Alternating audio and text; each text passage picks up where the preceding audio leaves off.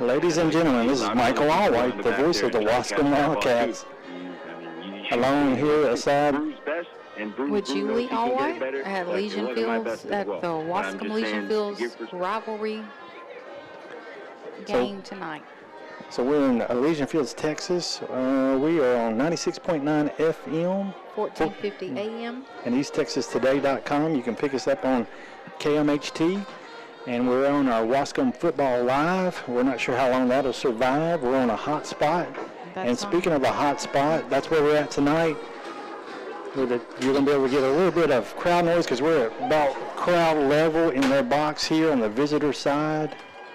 And here comes the Waskom Wildcats out in their tunnel. They got their flags getting ready for this, come through the spirit line the cheerleaders have. But I do not see the Legion Fields jackets. Do you?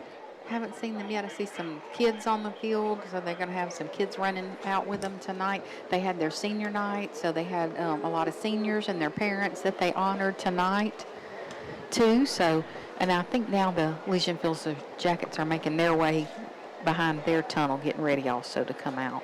Yeah, so tonight we got 7 minutes, 33 seconds here for kickoff.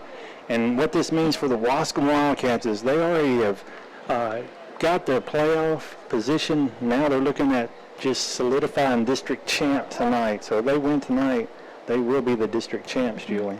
Now, we got some information from our superfan, Ken Carpenter, on the Waskom Legion Fields. Oh, it's, yeah, he always gives us, for each week, he always gives us the records between the matchups. And so this week he gave us for the Waskom versus the Legion Field Jackets. Yes, the Waskom has 41 wins. The Legion Fields has 39 wins. Standings, that's the standings for Waskom Legion Fields. So Waskom is ahead. Last year, Legion Fields beat Waskom. The 3 years before that, Waskom had a 3-year winning streak. So they're looking to pick that winning streak back up again. When there was last year, the Legion Fields, we came over. This is our 3rd year in the Legion Fields, and they beat us last year, which a lot of people feel from the Waskom side. Obviously, we shouldn't have lost that game, but nevertheless, we did. But here comes your Waskom Wildcats right now, folks. They got their new Waskom flags and their WHS flags and their American and Texas flags, looking good tonight.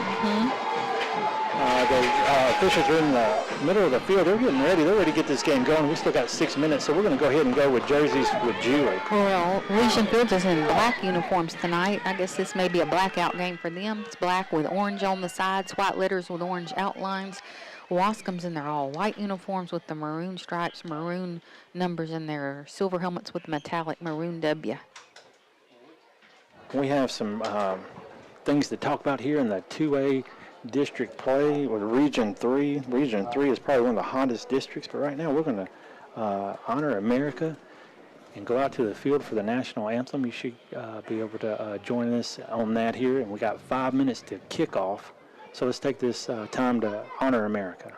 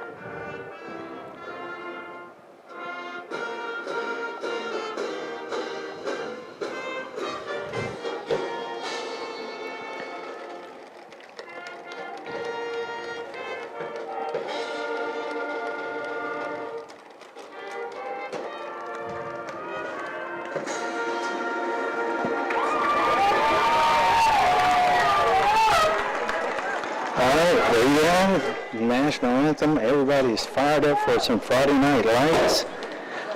Now we're going to have the kickoff. We're going to have the coin toss, so the captains will come out. For your Waskom Wildcats, the captains tonight are number 6, Chris Hernandez, number 50, John Patrick, number 56, Harley Martin, number 57, DeAndre Prince, number 55, Brody Ball, and it looks like they got an honorary captain tonight, number 44, Tay Harrison. And Julie noticed something interesting about him earlier in the thing, but it looks like he's got his number 44 on tonight, but he will not be participating. He doesn't have pads. For the Elysian Fields Jackets, they did not get me their numbers, but I know number 4 is Nunu Kennedy. And he is the main captain. He'll be speaking. His dad is a Waskom alumni, so we always like to shout him out. His dad's Sky Kennedy, a young gentleman that came from Waskom. Nunu is a stellar athlete. He's probably the best player on the Elysian Field Jackets team from following and watching their film and their games. They also have out there with him number 2 and number 1. And I believe there was just 3 captains. Did you see a 4th captain? I think there's 4. I thought it was 0, but I'm not sure.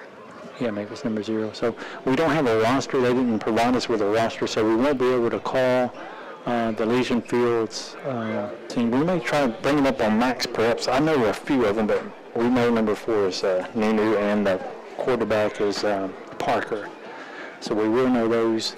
But right now they're out there with the white hat. We have got the clock reset. We're going to take a brief break,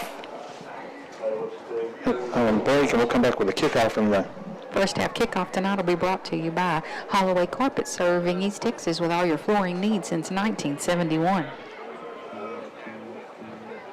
The Waskom Independent School District, a leader in academics, athletics, and extracurricular activities, teaching our children the importance of being good citizens, the desire to attend major universities, and come back home with an education to grow the community in East Texas. With grades pre-K through 12, the Waskom Independent School District is proud of their faculty and staff and their commitment to the very best for all students. Go Wildcats!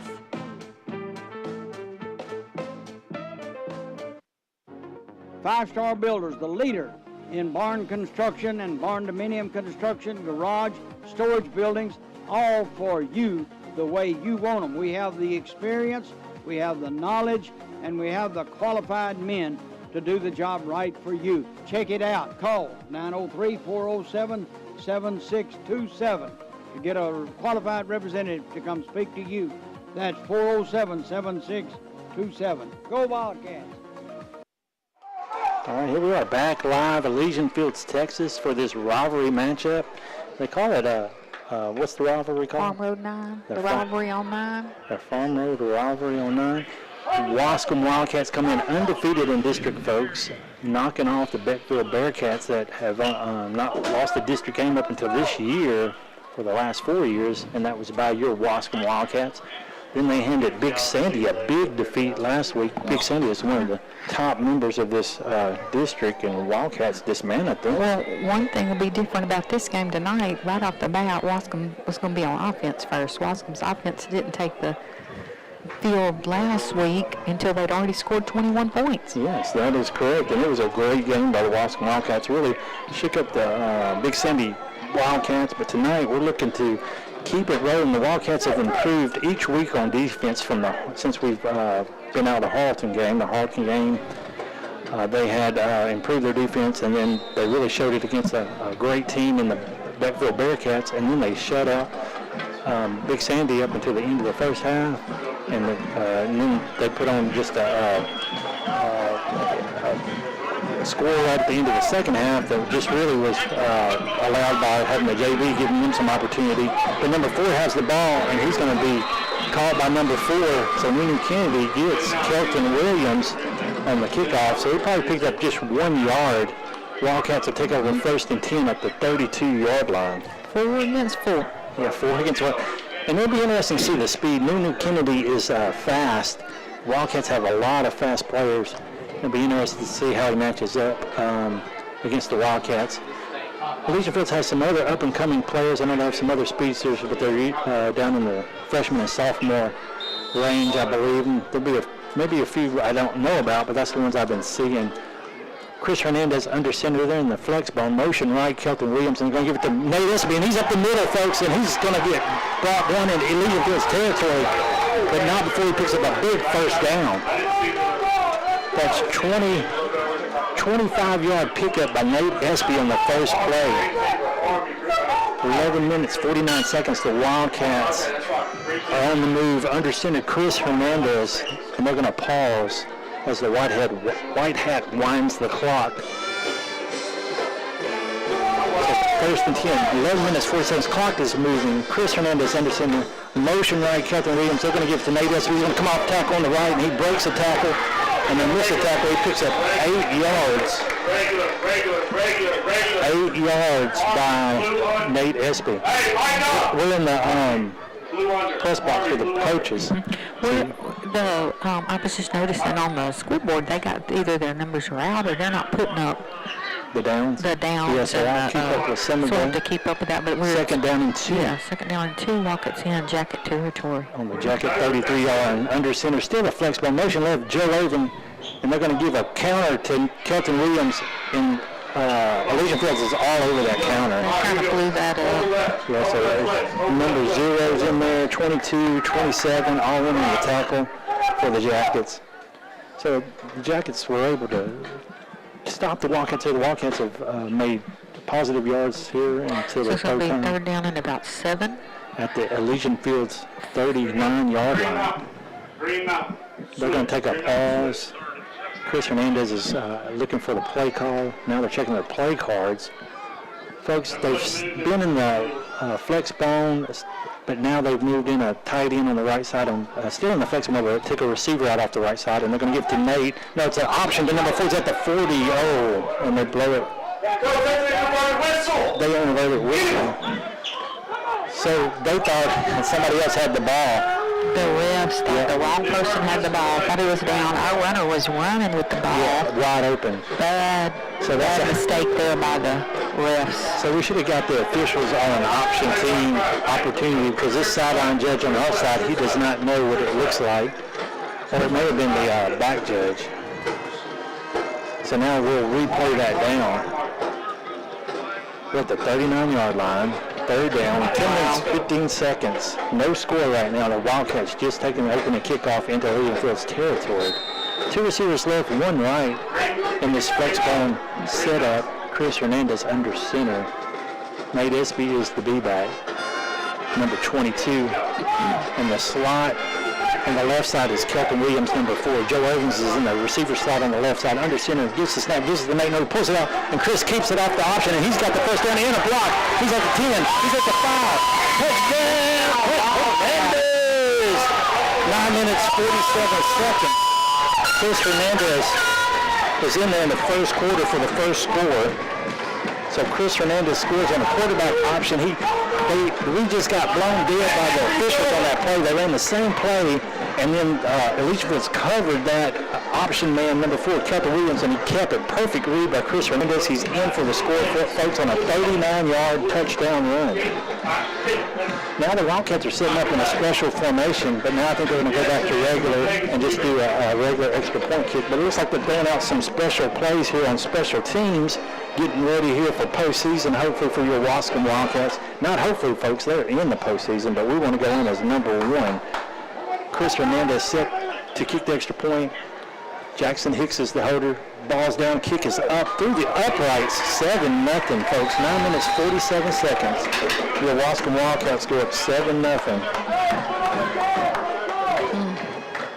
So we're going to take a quick break, and we'll be right back with some more Waskom Wildcat football. East Tech's Telephone Cooperative is a proud sponsor of all things Waskom Wildcats, academics, athletics, and extracurricular activities. East Tech's Telephone commends the hard work and dedication put forth by all students, faculty, staff, and administration. It is through hard work and sacrifice that winners emerge. Best of luck from East Tech's Telephone, servicing the telecommunications needs of rural East Texas since 1952. Go Waskom Wildcats! Hey Wildcat fans, this is Josh Manus, attorney at law. Let's all support the Wildcats for a great season every Friday night. Hopefully we'll have a long playoff season as well. If you ever need a personal injury attorney, check us out at joshmanus.com. No longer do you need to call anyone in Dallas or Tyler.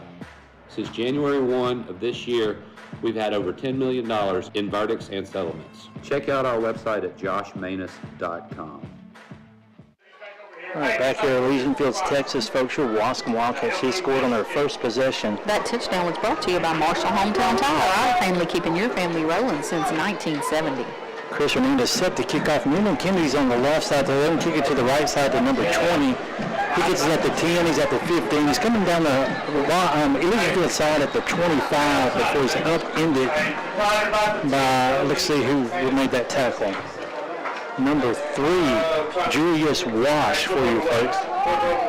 And Julius Wash, he comes in as a defensive back and he does special teams. He's a sophomore. Number 3, Julius Walsh. So now we get a first look at the first look at the Elysian Fields offense. And our defense tonight, the defense looks so good in the other games, and looking forward to seeing them every week. Like Michael said, they've just got better and better. Yeah, it'll be interesting to see how the defense does tonight after we come off a stellar defensive showing last Thursday. So we had Thursday night lights. Now they're going to re-kick, Julie. Why? There's something that happened. The officials are another whistle deal. So somebody's got a messed up whistle, it seems. So now they got a re-kick. So our special teams are coming back out to kick. What about the time on the clock, Michael, with these inadvertent whistle things? Well, they always said it. So they didn't even, I don't know. Folks, I didn't look at it. We were 9 minutes and 40, what was it, 47 when we scored? Mm-hmm. So they ran off 7 seconds. They should give us those 7 seconds back. And earlier when they did the inadvertent whistle and we replayed the down, I don't think they adjusted the clock on that either. And they didn't here. 9 minutes, 40 seconds, folks. 7-0, Waskom up. We kick to the opposite side away from Newman Kennedy. He gets it at the 7. He's at the 10, the 15, and this time it didn't pay off for Elysian Fields. Montez Thompson is the first guy there, 23, still number 3, Julius Walsh. So right there, that was a benefit to the Waskom Wildcats. Number 15 was in on that tackle, Jaden Minor, and number 12, Jalen. So here comes the Elysian Fields offense. So we have the Waskom Wildcat defense. You got J.D. Stevens, number 60 out there. Number 57, DeAndre Prince. They're going to be on the inside tackles. Defensive ends, 56, Harley Martin on the right side. The left side will be Jose Agundes, number 21. They're in the shotgun. Parker in the shotgun with a pistol set. He's pointing over here at Joe Avery on the right, and Nate Espy looking the blitz. Nate pulls out of the blitz, and they hand off right. Nooney has it, and Joe misses it. And Nooney breaks 2 tackles, 3 tackles. If he breaks out of there, we're in trouble. And Nooney picks up a first down. He picks up about 13. It'll be at the Elysian Fields 31-yard line, so it's going to be a tough battle here keeping up with Newman Kennedy because I've watched him in other games. He is very elusive, and he is fast as well. So here we go, folks. The linebackers you have, number 50, John Patrick on the right side. Joe Evans to move to the left side on the outside. Nate Espy is the mic right now in the middle, 22. Captain Williams on the right corner. Motion by 2. He sits in that power side on the right side. Quarterback gets the snap. This is before Nunu. He's running off tackle to the right side. And this time the defense gets him. I got Jose Agundes on that left side along with Joe Irving, number 10, and out of that safety position, Montez Thompson, 23. So the Wildcats doing pretty well here. 7-0, 8 minutes, 38 seconds with this rivalry between their cross-town or cross Farm Road 9 Elysian Fields Jackets. They got 2 receivers left, 1 right. Mooney's on the right side of Parker. Now he's moving back to the left side because they have that blocking back in the slot on the right side. Calls for the snap, gives it to Nunu. He's going to go a sweep right, and it's a good tackle by Chris Hernandez, where he trips him up, number 6. He still falls forward for a few yards, but it'll bring up a 3rd down for the Jackets. 8 minutes, 4 seconds. clock is moving. We're down to 8 minutes. 7-0. Waskom Wildcats are up. It's third down and about 5. and they're on the Elysian Field's 8-yard line? Yes, ma'am. So they're breaking out of the huddle. They're moving pretty quick in their offense. 2 receivers left, 1 right. Same. Now they move that blocker on the left side in the slot. Gives it to Nunu. He's going to try this. He's going to do a counter right. Oh, and he breaks loose there. And got 1 man to beat. He's at the 50, the 45. And Nunu's working hard. He's in the Wildcat territory. First down. He's definitely somebody you got to wrap up and take down because he is elusive and quick. So the Wildcats are going to have the challenge here with Nunu Kennedy, and Elysian Fields is in Wildcat territory. The ball is spotted at the 38. We got a random pole here in our view, so if you're wondering why, we don't know why, Yeah, but it's that's just the pole. Can't move the pole. And we're right in the line of the pole. So they break out of their huddle. Parker has 3 trips left. One's in a 3-point stance. Gives it to Nunu going left, and they're looking to sweep left, and he gets caught by Joe Irving, number 10. He picks up. Oh, he's still not down. They blew the whistle on him this time. Yeah. Nunu is running hard tonight. Now, so far, is he the only person they've handed the ball to? He's the only offensive player tonight that has run the ball. So the center, 6 minutes, quarterback, 35 seconds left to play the first quarter. Waskom up 7-0. And Elysian Field's now in Waskom territory. now they're looking over there to get a play. They're slowing down just a little bit. He's 2nd down and 8. 8. He got 2 out of that. The ball now will be at the Wildcat 36-yard line. They're going to keep 2 receivers left, 1 right.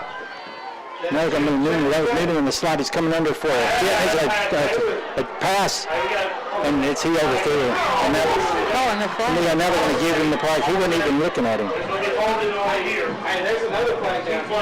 So they may have a double So we got penalty. a flag up around the line of scrimmage. We got a flag out in the field. But the one out in the field, folks, if you're following us on YouTube, that was not offensive, unless he caught him on a hold before he took off. So here at 6 minutes, 1 second, Wildcats are up 7-0. Having trouble stopping the Elysian Field Jackets here on their first possession. So the White Hat, we're on the visitor side, so we're trying to catch the calls. And I don't think he's made the signals to the press box yet. I think he's trying to decide. I think it's 1 on the Wildcats and 1 on the Jackets. I can't see him for that pole. He's in my... Yeah, he's chop block against the Jackets, pass interference against the Wildcats. They offset. We will replay that down, folks. So 2nd down and 8. The Jackets will reset at the 36-yard line. That was an interesting play. They had Nunu over here in the slot on the left side. He did a jet pass right. We had coverage. And Nunu has an arm. He threw about 10 yards over the receiver. 2 receivers, 3 receivers, 2 receivers left. And the quarterback's going to do a quarterback keeper at the middle. Number 20 led the way for him, and he's going to pick up 3 or 4. The ball's going to be at the 30-yard line of the Jackets. 5 minutes, 45 seconds left to play in the first quarter. Waskom up 7-0. Elysian Field's driving. So the Wildcats need to see if they can get a stopper on the Jackets. The past few weeks, Halton and Big Sandy, I can't remember in Beckwood, but they would get down in the red zone. The Wildcats would come up with a turnover. Nunu is on the left side of Parker. Oh, they move. So they try to draw us off sides, and we start moving. He's going to say drawing off sides probably because one of the linebackers is coming up, but you can do that. But they've changed the rule on that.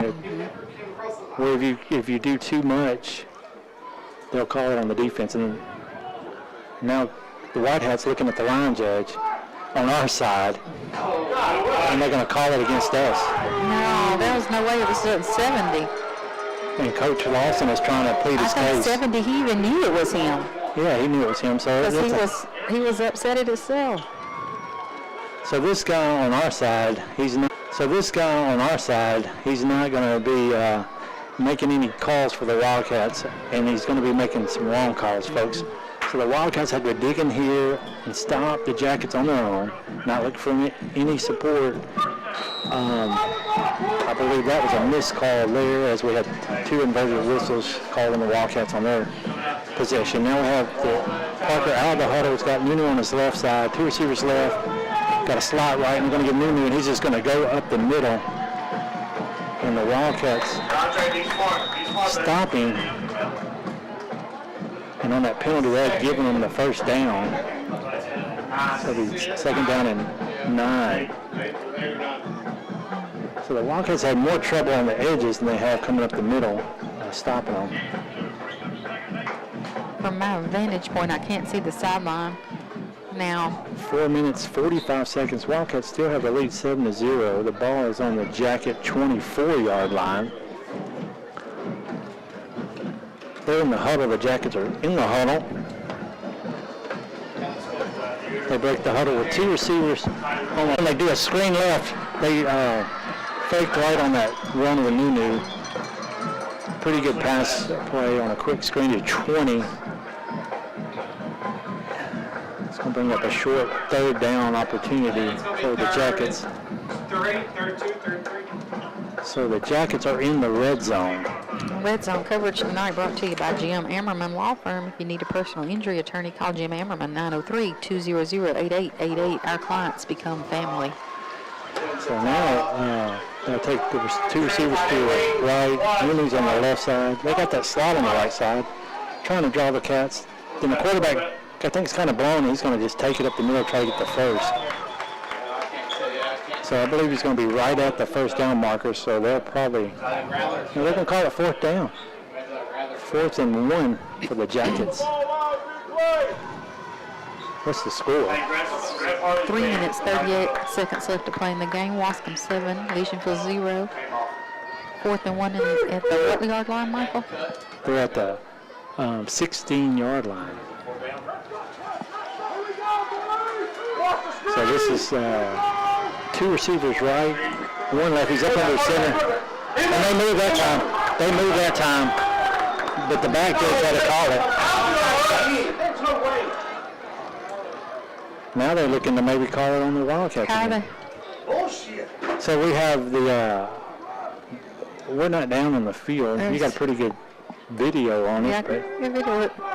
But the back judge, I think he's calling it on them, but the side judges are calling it on Waskom. So they're disagreeing here, and now the Wildcats are moving. It's taking up a lot of time, too, folks. We just got 3 minutes, 16 seconds here left in the first quarter. The Legion Fields took the ball with 9 minutes, 40 seconds, and they've knocked off 6 minutes and 20-something seconds. Wildcats hold the lead, but the Legion Fields Jackets are knocking on the door here in the red zone. And now the officials are taking too long to call this call. I mean, it's not that hard a call to make, and they can't do it. I'm tempted to go to our sponsors, but we're going to have to hold right here because I believe they're fixing to get the ball going. Where do you think this group of referees is out of? Elysian Fields. Community Center? Elysian Fields Boys and Girls Club.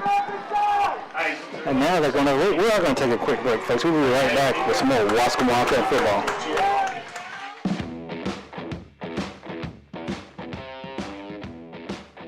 This is Matt Moore, General Manager of Marshall Ford and Maverick Chevrolet.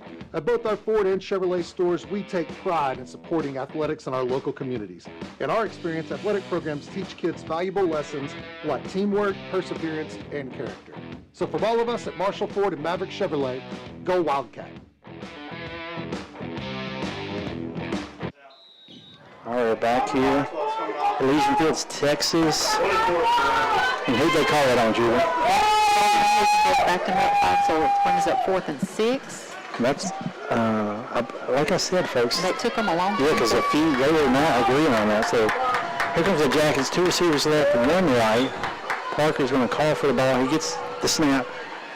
He's trying to get the men, and now the quarterback's got to keep it, and then they throw it. Oh, and it's going to be picked off. If they need to drop it. That's Jace Calhoun. We would have had better field position. Now Jace is looking for his stats.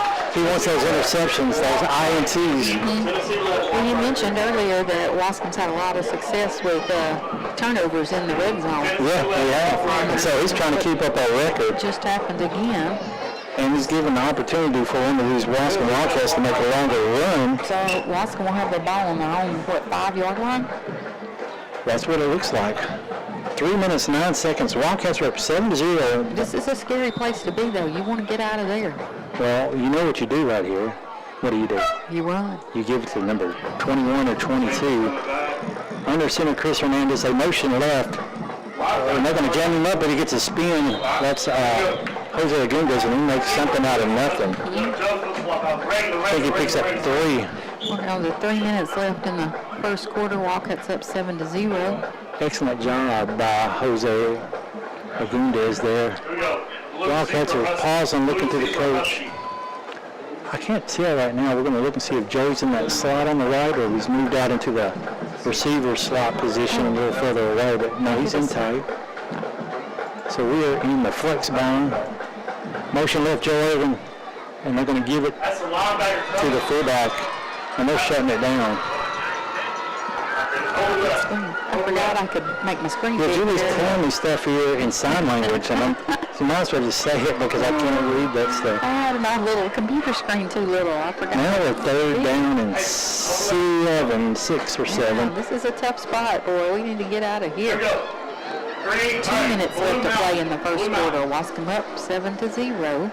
It looks like the Wildcats have Deep in Captain our Williams territory. and Joe Irving in the slots, 4 and 10. Chris Hernandez is the quarterback, number 6. Nate Espy in that fullback. And Chris pulls it out, and he's going to take it off after that. Hang on to the ball, Chris. So that's going to bring him a 4th down. But did he pick up the 1st down? He was. Some of them are trying to call for it, but I don't know. I can't see the. Yeah, it's hard to see where the ball was. I can't see the. Well, it's 4th and 1. Flag. Hey, look, it's 4th and 1. Yeah, but look where we're at, Julie. 4th and 1, and they're going for it. 7-0, folks. The Wildcats are up, though. Elysian Field's 10, a little bit behind the 10. On 10. And the Wildcats are probably going to call a timeout and discuss this. We're down to 9 seconds, and they're going to call a timeout and discuss what they're Timeouts going to do. tonight brought to you by Clay Allen Real Estate. At Clay Allen Real Estate, we care. We'll be right back with some more Waskom Wildcat football.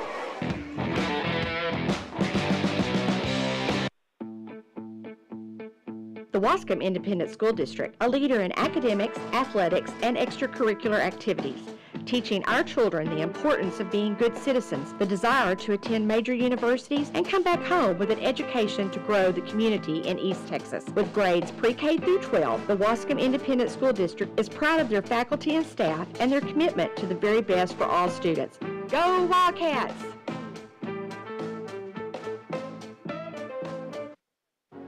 Five Star Builders, the leader in barn construction and barn dominium construction, garage, storage buildings, all for you the way you want them. We have the experience, we have the knowledge, and we have the qualified men to do the job right for you. Check it out. Call 903-407-7627 to get a qualified representative to come speak to you.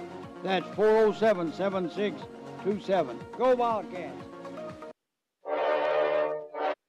All right, back here at Elysian Fields, Texas, Waskom Wildcats had to travel over here to do a district game with the crosstown rivals, Farmer Line rivalry.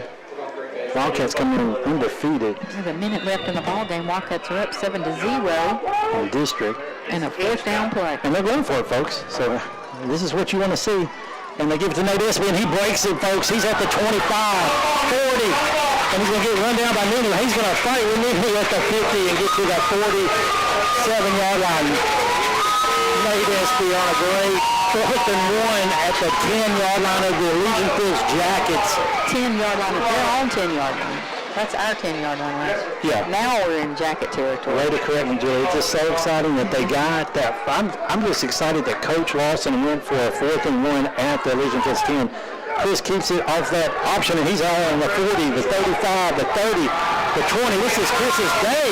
He picked up the speed. Touchdown, Wildcats. Chris Hernandez on another great lead is in 13-0, 37 seconds of the first quarter. Waskom goes up.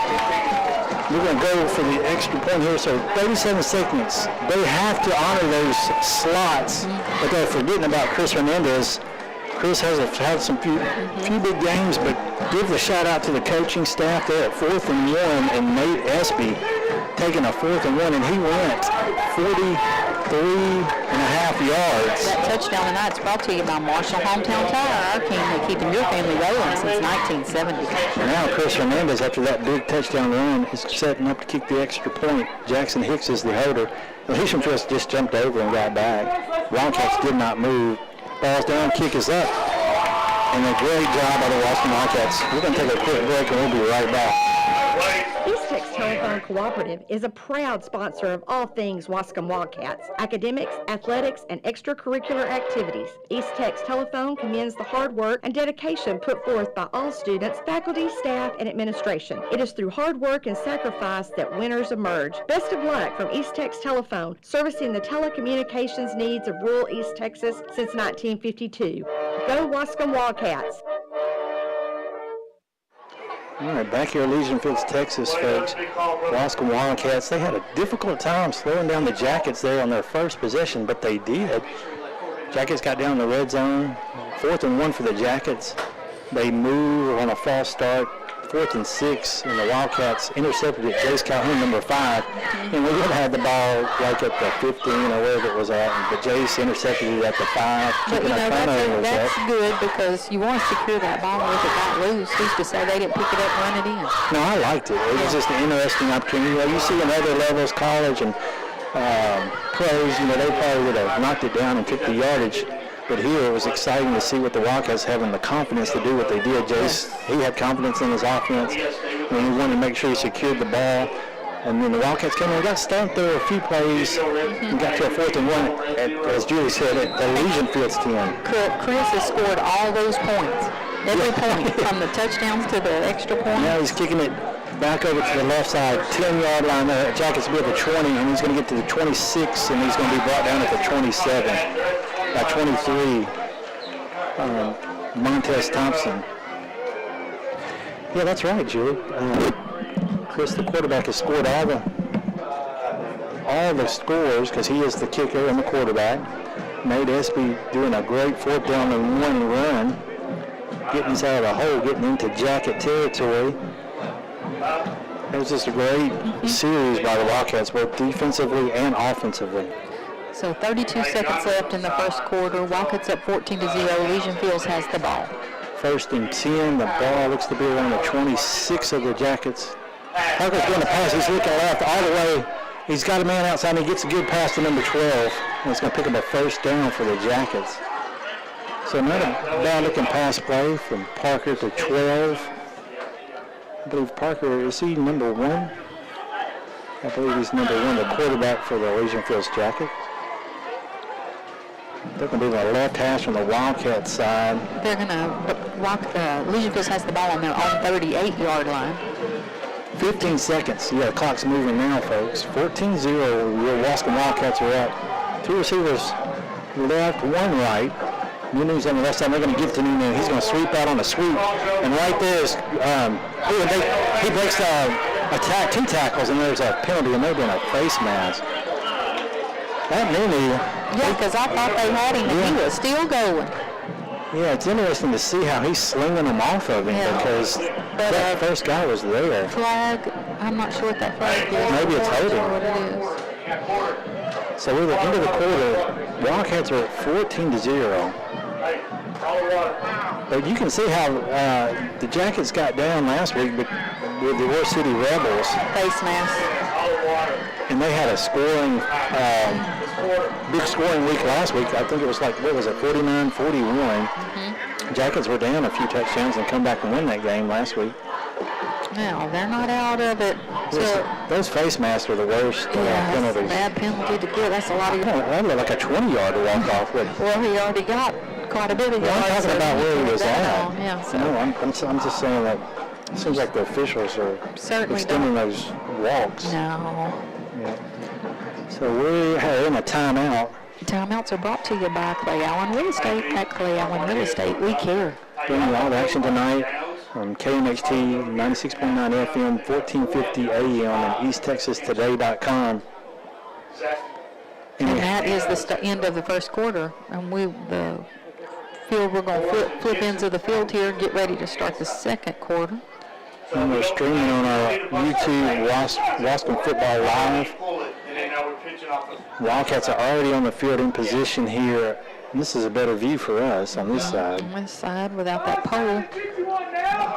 So the Wildcats are waiting on the Jackets. They're over there in a huddle with their coach. And look, Coach Lawson's taking this opportunity to talk to the head official. I'd be interested to see what he's talking to him about. He's saying he thinks he was down. Yeah. There has to be something to that because Something happened, but we couldn't see it. Yeah, because it was on the opposite side of the field. I'm about to go and look at that huddle film next week. Yeah, Nunu's got moves. Yeah, Nunu is a very good player. He's here on the right side of Parker. Shotgun. He takes his snap, and Parker's looking left, and he goes back right. One-on-one, Jason, number 7. And Jace, it was thrown out of bounds, but Jace had perfect lockdown coverage there. Number 5, Jace Calhoun. Itching to get him another interception. Look, and our Jason and a few other players are still into extending October one more day. Since it's November 1st today, right? Right, November 1st. Because yesterday was Halloween. We watched last night on coming out of this Region 3, Shelbyville got beat by Waskom. Parker's in the shotgun, 2 receivers left, 1 right. He's going to call for that clap slap, and he's going to take it up the middle after faking it to Nunu. Parker's a hard runner up the middle, brought down by 57, DeAndre Prince. Waskom 14, Elysian Field 0 with 11 minutes, 43 seconds left to play now in the second quarter. Yes, sir. We're watching our YouTube live. We're having to try to call our scores in times. 3rd down and 5. We don't have the extra equipment to pull up the scoreboard. Out of the huddle, the Jackets come. Nunu's going to be on the right side. They've got 2 receivers left, 1 right. Parker calls for the ball. He's trying to draw him, but then he takes it on the 3rd snap. He's getting rushed by Holly. He's going to evade that, and he comes up the middle, and the other defensive guys are there. Jose Aguindez, but he's brought down by 57. DeAndre Prince on a great inside defensive play. It's going to bring up 4th and 5 for Elysian Fields. Good containment by the Wildcats. Way to flush him out by Harley Martin, number 56. So the Wildcats have improved, folks, since the first of the season on their defensive line and certainly on their positioning and how the coach has them playing that defensive scheme, keeping containment on the quarterback. They're going to go for it, 4th and 5 on their own 33. And they may call a timeout, or a coach may call a timeout. So that's a timeout by Coach Lawson. Timeouts are brought to you by Clay Allen Real Estate. At Clay Allen Real Estate, we care. We'll come back with some more Waskom Wildcat football. Hey Wildcat fans, this is Josh Manus, attorney at law. Let's all support the Wildcats for a great season every Friday night. Hopefully we'll have a long playoff season as well. If you ever need a personal injury attorney, check us out at joshmanus.com. No longer do you need to call anyone in Dallas or Tyler. Since January 1 of this year, we've had over $10 million in verdicts and settlements. Check out our website at joshmanus.com.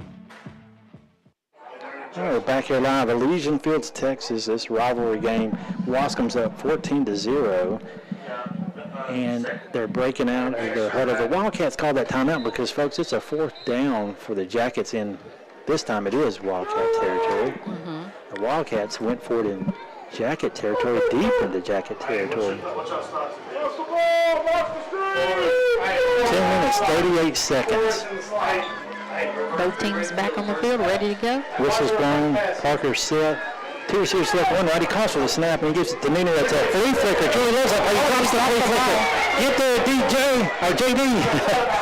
Good job by JD Stevens and Nate Esky and Holly Martin. Julie loves the flea flicker. I love the flea flicker.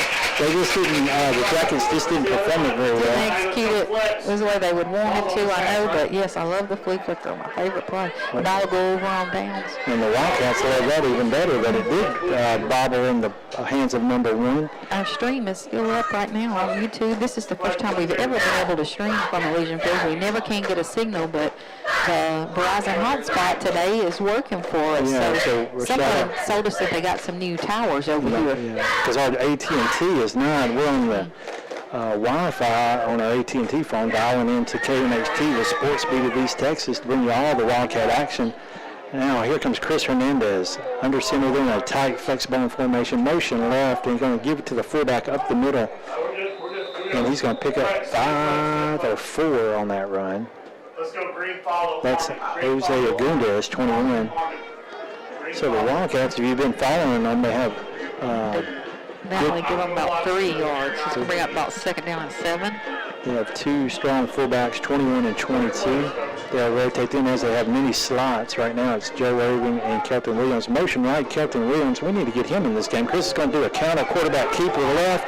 He jumps a man. Oh, and he gets stung. Like, but that's a good jump. And Nunu made the hit. So he and Nunu's grown up together and played basketball together and against each other. They've been on the same teams in basketball when they were younger, so they know each other pretty well. Good pickup on that. Bring up 3rd and 2. And a good tackle by the Jackets there. That's some good football Is that right a flag? there. Yeah, there's a flag. Slide left, flex, slide I think they're calling him illegal motion or, there's something. It's on the receiver because I can see him. He was pleading with the official. I believe they're calling a hold on one of our receivers.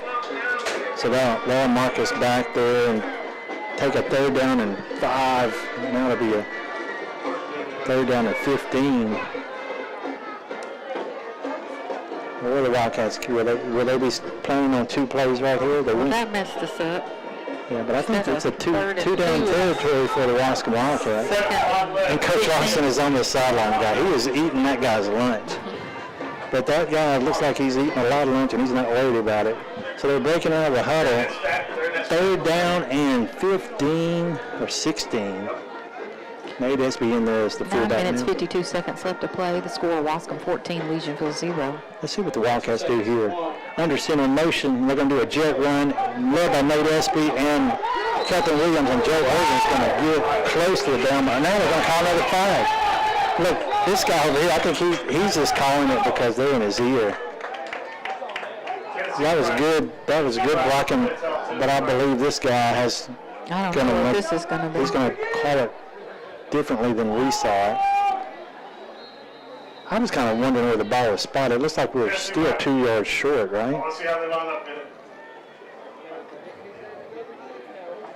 Let's see what he's going to So the say. head official is on the Waskom sidelines talking to the sideline judge on the Waskom side. Now he's going over to the Legionville side to make the press box call.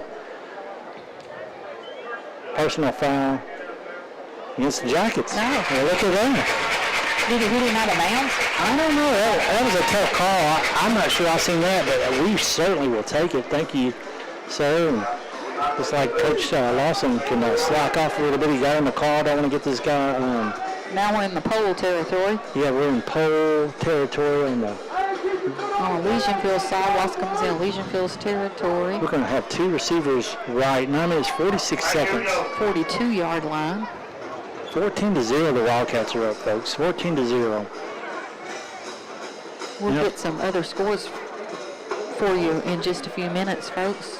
So Chris is unsure of the play. They're not moving the clock, so we've got plenty of time. And there's some districts that have some really tight races going on right now for 2nd, 3rd, and 4th. And that's what it was, is the Jackets coach was talking to the head official. So now he's ready to get the game going.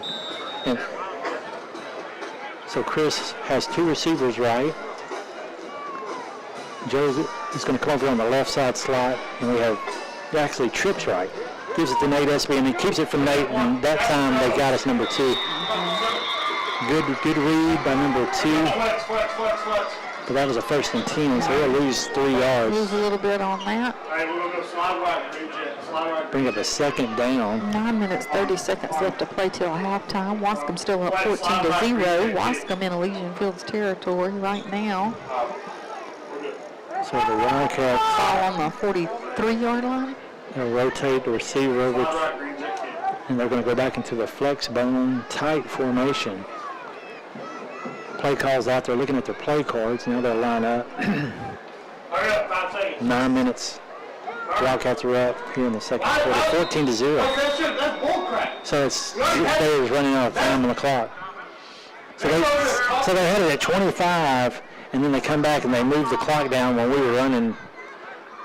That was a clock running error. They got us on that. So we're going to take a quick break, and we'll be right back with some more Waskom Wildcat football.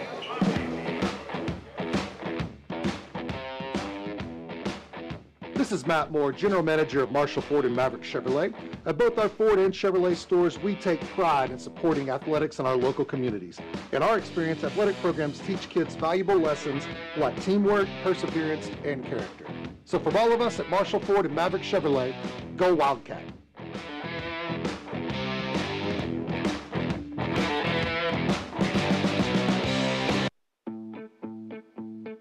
The Waskom Independent School District, a leader in academics, athletics, and extracurricular activities, teaching our children the importance of being good citizens, the desire to attend major universities, and come back home with an education to grow the community in East Texas. With grades pre-K through 12, the Waskom Independent School District is proud of their faculty and staff and their commitment to the very best for all students.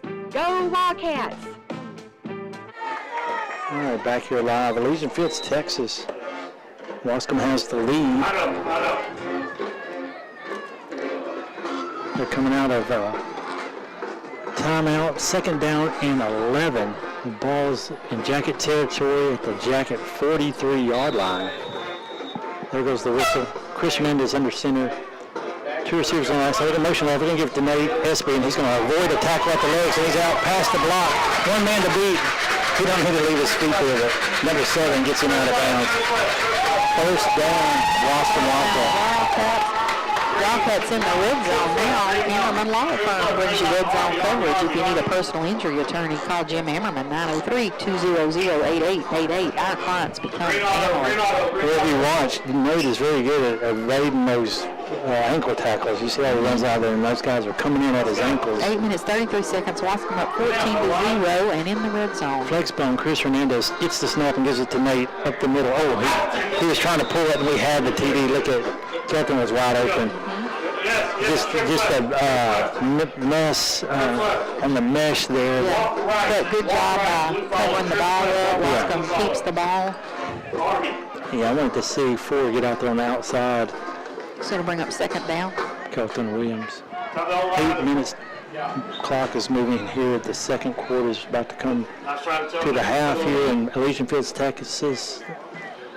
Flexbone, Wildcats are in. They're going to move Kelton on the right side now. Joe's out in the slot. Receiver left. They give it to Nate. Now Chris keeps it and follows Nate. Looks like maybe a face mask, but I'm not sure. Did you see a flash? No. Okay.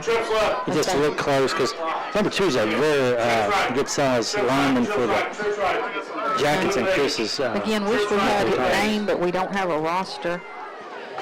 Yeah, I'm making pull some of them up on max preps here at the half.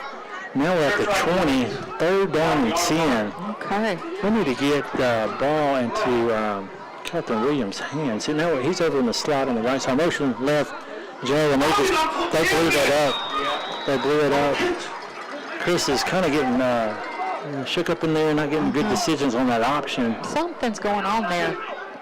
And Looks like to me we haven't got near as good of I can tell you why the line, So- as they have. Yeah, so it's fourth down and 10, and they're going to set up to kick the field goal. So he needs to redeem himself here. Now, if he gets a field goal, he will have, that'd be good on his stats tonight. 1 and 2, he needs to. He's putting in his. So the Spot pressure's on the for holder here. We saw that in the at Texas A&M LSU game, and he's not going to get it. He wasn't ready. So they come up empty there on that set. Jackets will take over first and 10. So that's all right, folks. So we had a 6 minutes, 30 seconds left to play till halftime. Waskom up 14-0. first 2 possessions the Wildcats score. So here they come up short here in the third possession. They did not get any points out of that opportunity. I think the Cats need to simplify some of those run plays, but I can tell on that option it makes it difficult there when you get the correct pull by the quarterback or the toss pitch. looks really good, but then when the What was the defense one we gets saw them, the other day was on TV? Which team was that? that was A&M. Yeah, that was the way he waited till the last second. I mean, it was Yeah, they were so tackling him, and then he pulled it out. Yeah. And so it's just to do that offense and be that person is really challenging. So you guys stay tuned. There's a lot more Wildcat offense coming tonight, but right now the defense is out there going to see if they can get Elysian Fields out off the field a little quicker than they have been. 6 minutes, 30 seconds. Parker motions Nunu out like for a screen, and he just takes it up the middle. Now we got a little bit of stuff over here.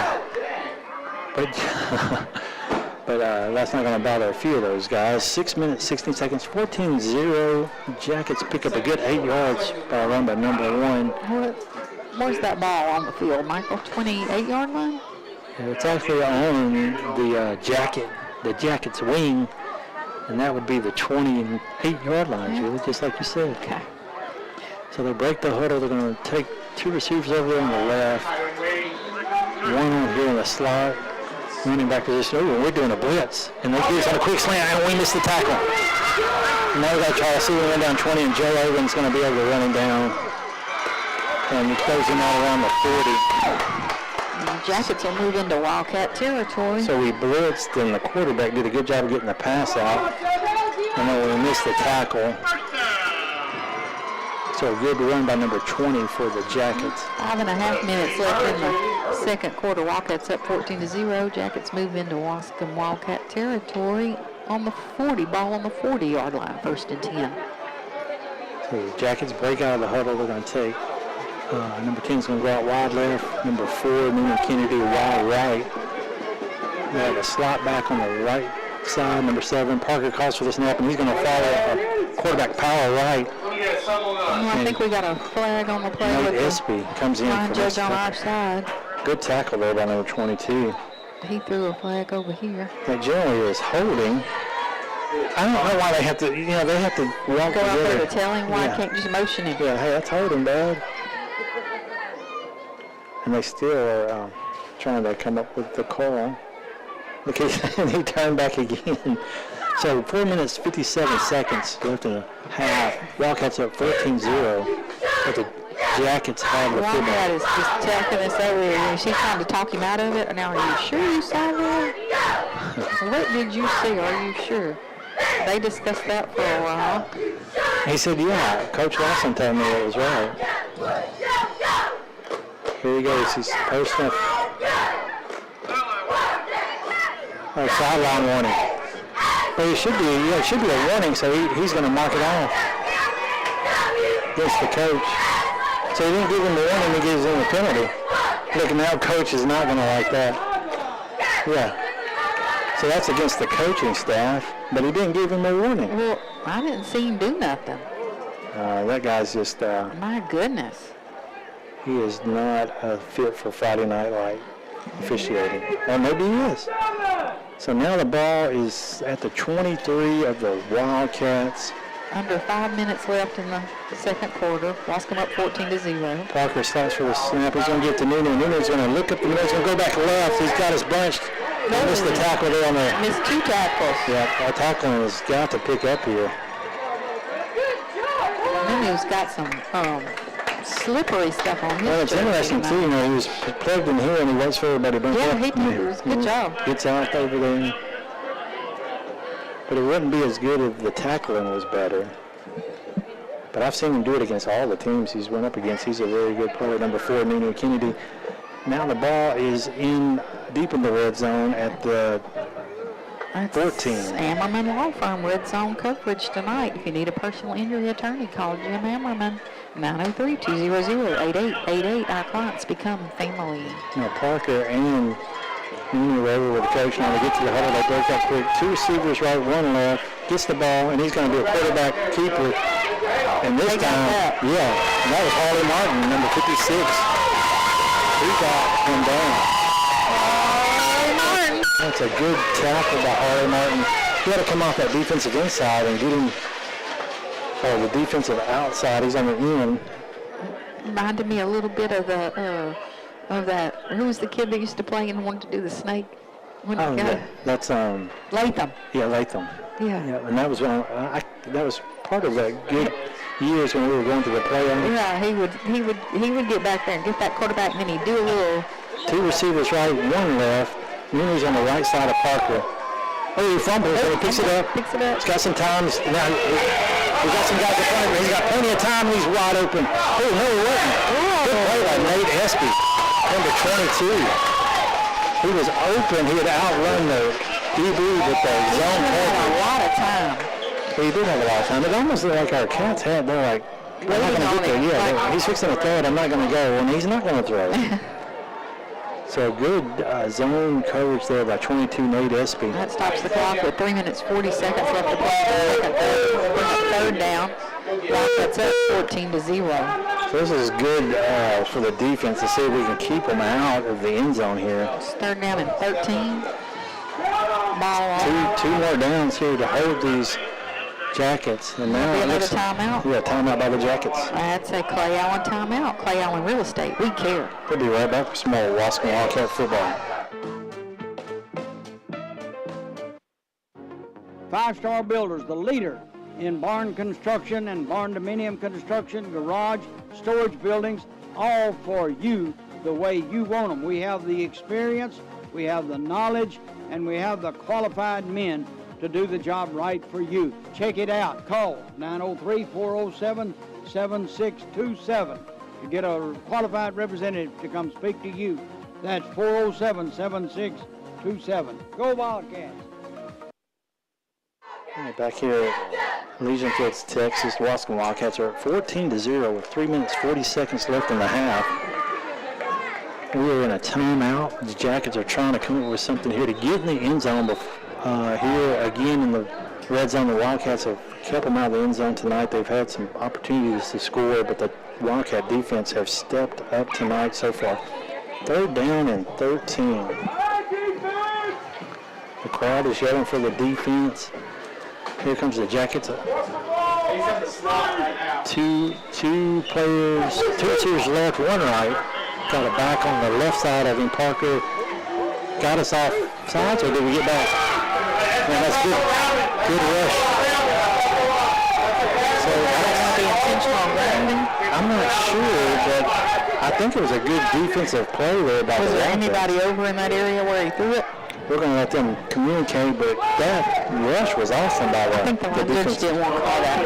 He don't like our coaches, so now he's not going to call us nothing. Well, look, Coach Lawson is still getting up over there. He's trying to make friends. How can you not like Coach Lawson? I don't know. So, I find that 3 Larry minutes, wanted, 32 well, I seconds. see Larry on the sideline, and Larry's telling him. Oh, yep. Coach Larry, 14-0. He is. What's he calling? What they're calling outside, I think. I don't know what they're calling, but Maybe the it's just crowd not calling the Yeah, they're not calling. attention around. He says, bring up fourth now. So, 3 minutes, 32 seconds. Let's see what the Wildcats drop. I mean, not the Wildcats, the Jackets. Let's see what the Wildcats can stop them. So we have 3 minutes, 32 seconds. Wildcats are 14. Well, they're going for a field goal. Go for a field goal. So who's Mooney's the holder? They could fake it here. 24-yard. So it'll be a 34-yard attempt. Chris is coming around the side, and he's gonna make it. Number. I don't know what number that was, folks. I think it's 13 or no 12. Yeah, because he's the placeholder. So the Wildcats keep him out of the end zone. So good kick by the Jackets. Wildcats come up short on their kick, and the Jackets come right back here and get on the scoreboard. How many yards was that? 34-yard. See, it was at the 24, so yeah, that'd be 34 yards. And if you remember, folks, if you're the Wildcats a few years back won a game against the Jackets in Longview Lobo Stadium. It was a playoff game. We lost to them in the regular season and had a matchup in Longview, and the Wildcats won on the longest field goal ever made in Wildcat history. It was a 38-yarder to win against the Legion Field. So Who kicked that field goal, Mike? that was Jose Mesa. Jose Mesa. Yeah, so he has that, and you can see those stats up on Smokey and other sites that keep up with high school football stats. But when we get to the halftime, like Julie said, she'll bring some of the halftime scores. We'll also talk about Region 3 and the 2A D1. Got some really tight races across the area right Yeah, now. a few of the regions are pretty tough, and some of them are pretty light, so it'll be interesting for the Wildcats. We want the number 1 position to go in the playoffs playing number 4. Wildcats up 14-3. 3 minutes, 30 seconds left till halftime. So 17 is the kicker for the Jackets, and he made that field goal, and the ball is going to stay inside. That was close to an onside recovery by the Jackets. I think it threw off our cover man when it was up in the air. He was thinking it was going to go out of bounds. He's getting a little bit of strong instruction there from the coaches. Now we're going to see if we can get a score here with 3 minutes, 24 seconds. Wildcats are still in the lead here in Elysian Fields, Texas, 14-3. The Jackets beat Ore City last week, and the Wildcats played Thursday night against Big Sandy. The Wildcats are undefeated in the district. This is an 8-team district this year, folks. We dropped down to 2A D1, and we fell into an 8-team district, 7 games. Where's the ball placed, Michael? I can't Even put it down yet. I don't Yep. see the ball. Okay. So they got a penalty because I think it went out of bounds before anybody touched it. Okay. So it's So going to be 49. Wascom's on the own 49-yard line, 1st and 10. 14-3. Wascom up with 3 minutes, 24 seconds on the clock. You we need the Wildcats to get a more cohesive offensive possession here. That last one really didn't look good at all. They're in a tight flex bone formation. Chris Hernandez under center, and we're going to give it to Joe Irving, and he's going to run into Nunu, and he's going to break loose, but then lose yards. So not a very good play. Loss of 8 or 9. second down 18. Bring up second down 18. Pushes the Wildcats back. Yeah, so the Wildcats tried to do a jet to the left side, jet run. Now they're in a flex bone with wideouts. Motion right, Kelton Williams. Yes, and he gets it to Kelton. Kelton's at the 40. He's going to cut back across, and there's a flag. There's a flag. He makes it into Jacket territory at the 49. He ran past the defender really quick. Got right back past the original line of scrimmage. So they never can make a quick determination on what the penalty Oh, it takes them a while to discuss. is going to be. Let's see what this is.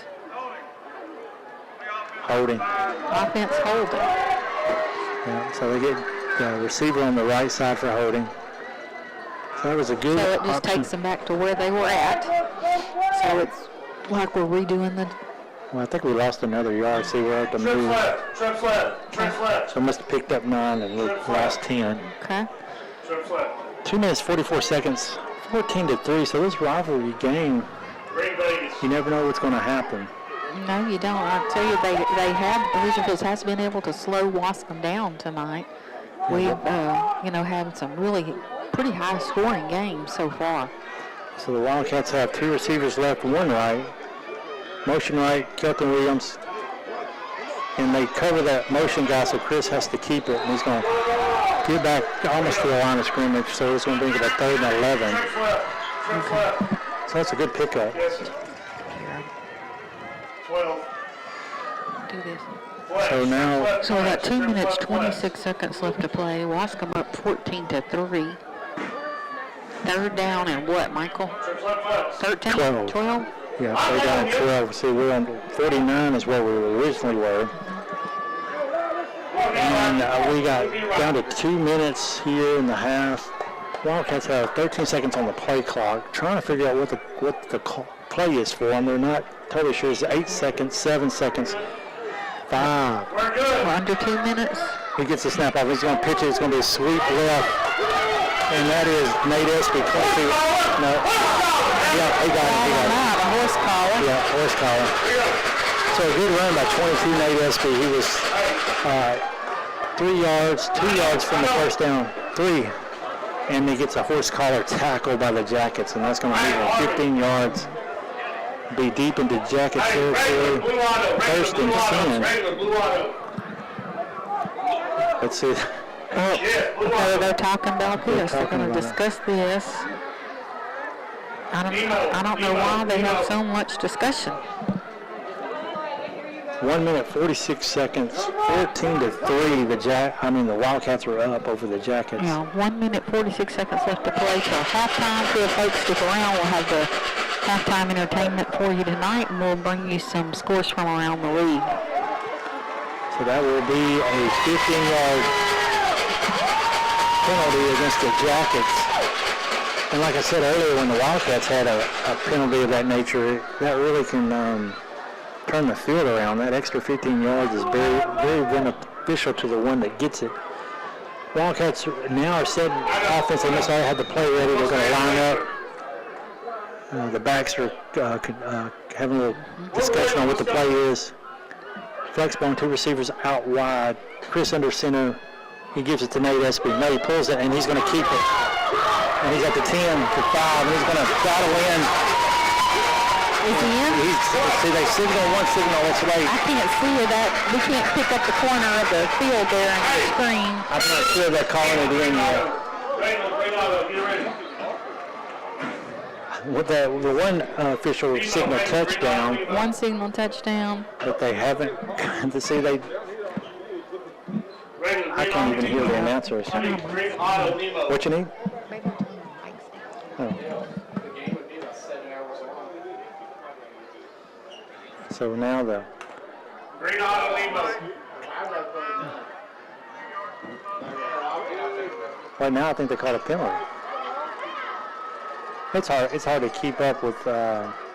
We're over here on the visitor side in the press box, and this press box doesn't give you full view of the field. So we did get a penalty somewhere, and it's going to make the ball come back to the 20. Okay, I don't know what it was. Under center, Flexbone, Chris Hernandez. He gives it to Nate Espy, and he pulls it again. He's going to stay up there. Blue Vegas. So they're going to have no timeouts. Still ticking. We got a minute 25 and ticking left to play till halftime. And the Wildcats have to hurry up because they have no timeouts. So picked up about 5 there. Chris Hernandez under center, 1 receiver right, motion left. And this time I think we had another flag on the play. I think we had a legal 2 men moving. Legal procedure by the So Wildcats. that flag will stop the clock. We got a minute and 3 seconds left. Again, Waskom up 14-3. Regular. So they have Jim Ammerman red zone. Rocket. Regular. Green rocket. So they have the ball is going to be moved back based on this penalty. Green rocket. The white hat is signaling to the press box a legal procedure. So it'll be a 5-yard penalty by the Wildcats. So we'll be back at the 20. We've been at this 20. Yeah, we're living at the 20 here. With Here's the 20, we make the play. We come back. Make a play, come back, make a play. No, here we go. We got a minute and 3 seconds on the clock, folks. Waskom up 14-3. Ball back on the 20. Chris is under center, 1 receiver right, got a tight end in motion right. We're going to pitch it to, there we go, 20. The captain's at the 20, they're going to get hold of him again. We got flag. Yep, we got a flag, and he gets held up there around the 10. And another flag on the play. Yeah. Yes. They're calling everything on the right side as a hold on the receivers, and I'll be honest, I can't see what's going on over there, but they definitely don't like the way that receiver is blocking. So now we're down, stop with 56 seconds. This has been a penalty-laden matchup, and it's just stretching the time. Yeah, we're at 8:06, and with 56 minutes left in the half. Sounds like the second quarter really went. 56 seconds. Really went by 56 minutes. slowly. First quarter went by quicker. Now we're out of the 20. Now we're going to be out of the red zone. We'll be at the 30. Ball now on the 30, like Michael said, under a minute. Wildcats up 14-3. What? Is this the first, second, third? What? 6. He's going to go for a pass, and he's got a guy. He's got the balls up. Oh, there's a safety there. 7 breaks it up. The pass in the end zone to Jace Calhoun is broken up by number 7. What down are we? We're at third down. Third down? I can't see the chain gang from my vantage point here. So third down, we got 50 seconds left now on the clock. So Jace beat the defender there on his side, but the safety, he did a good job. He's playing cover 2. They're playing cover 2, but the right safety, or maybe they were in cover 1 there. Oh, we're going to get the pitch. Chris gets it off somehow. Gets a block. Joe Ravens at the 10. He's going to break through the gap, and he's going to be in for the score. Touchdown. Great job. Chris Hernandez and Joe Irving, number 10, J4. Touchdown, Wildcats. I can't see 31 that. We seconds. can't get you all that corner of the field. I hate I can't get that. Yeah, but the part to see was that pitch because he was okay. in the grasp of the Jackets. How many yards is that, 30? Let's see, they marked us back. So, yeah, give him 30. Now a flag on the field. I guess there's some extracurricular Is something it after going on. Yeah, it's probably after. It's now. So we're going to be 41 seconds. We're going to go for the extra point. So we're going to have another meeting by the officials there in the. I don't know what was going on there. Man. So we've had we should have wrote down the flags. Now the touchdown Snyder brought to you by Marshall Hometown Tire. Our family keeping your family rolling since 1970. So good play by the Wildcats.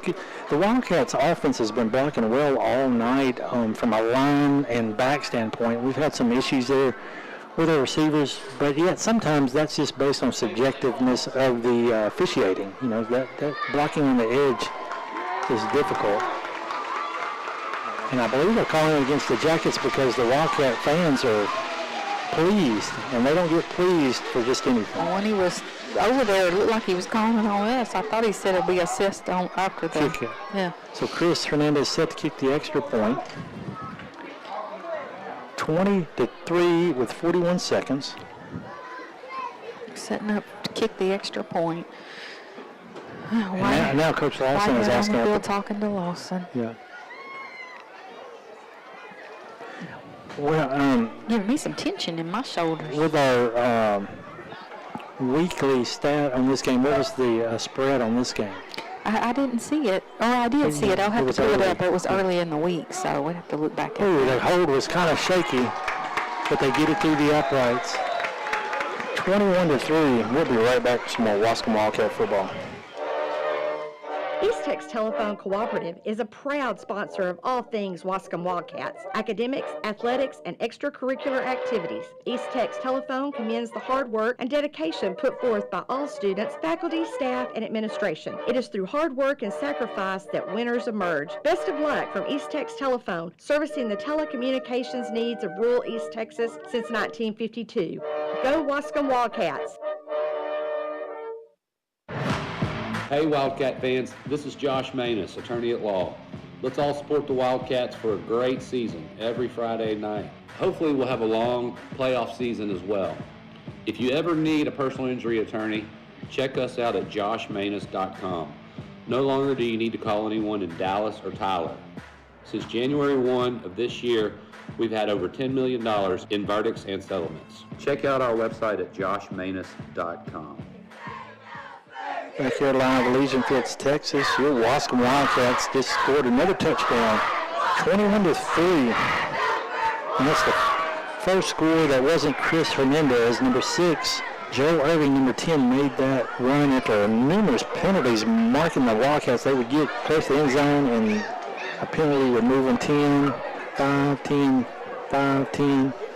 But they were able to score before the half, making it 21-3 with 41 seconds here. Chris Hernandez is going to kick it to the left side. Is going to bounce out of bounds around the 12. It was a 25-point spread on this game, Michael. Yeah, 25 points is what the Wildcats were favored over the Jackets. And the Wildcats been able to keep them out of the end zone. But the Jackets has a pretty good kicker. He made a 34-yard field goal just a couple of minutes ago. Now the Jackets will come out here. We'll see if they're looking to move the ball and get in scoring position, try to score again, or they're just going to try to run out the clock since there's only 41 seconds.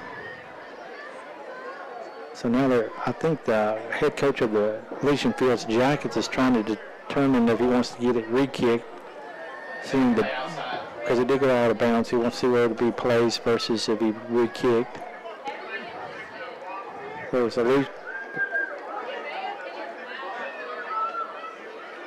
So the Jackets, I believe, are going to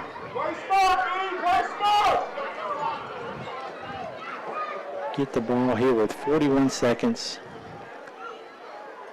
Waskom up 21 to 3. 21 to 3. The ball's on the 30 of the Jackets. Number 1 Parker's in the shotgun. Got it back on his left side.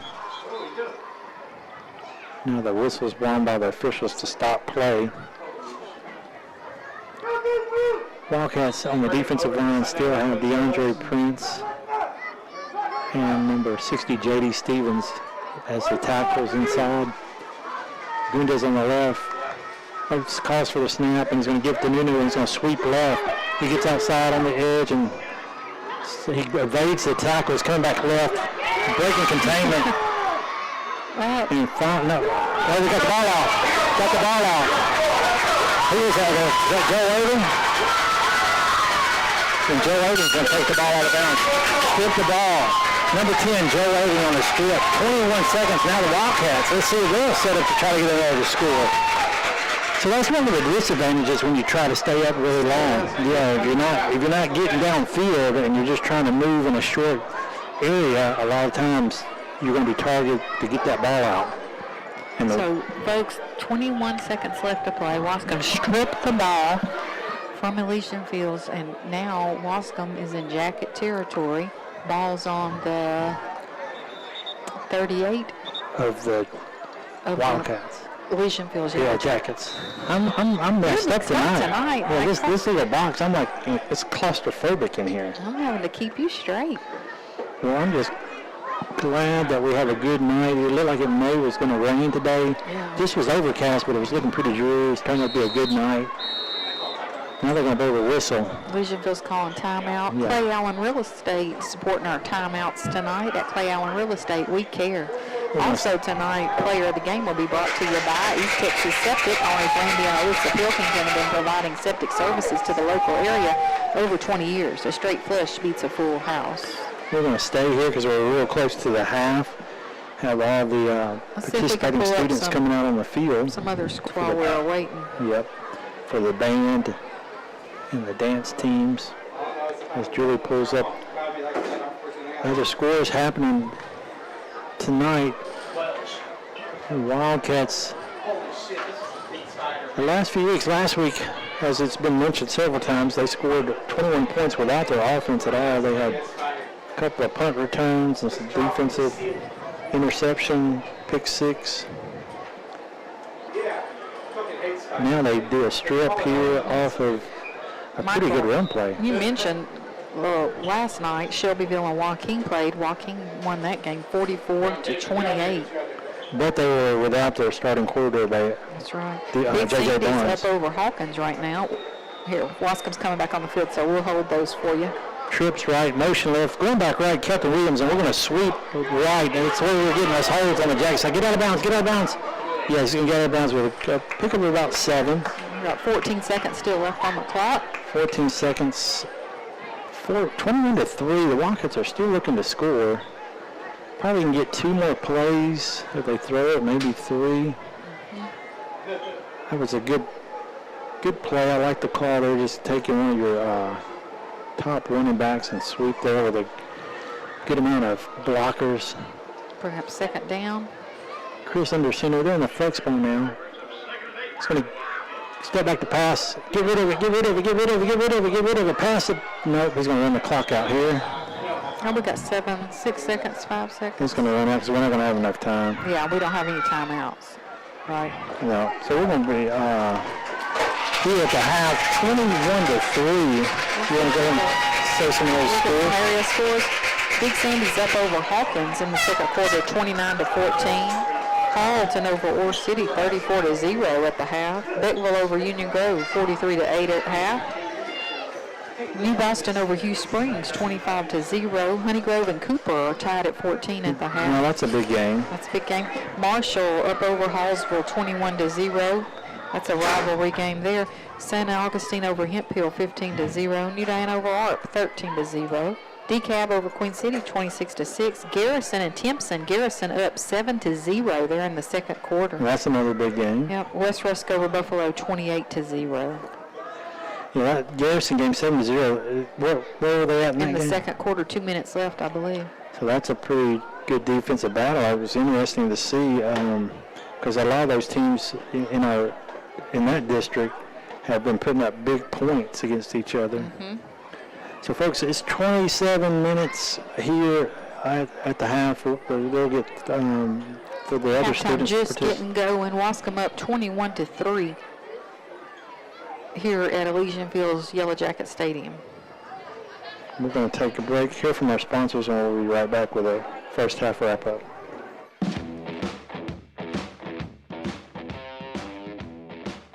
This is Matt Moore, General Manager of Marshall Ford and Maverick Chevrolet.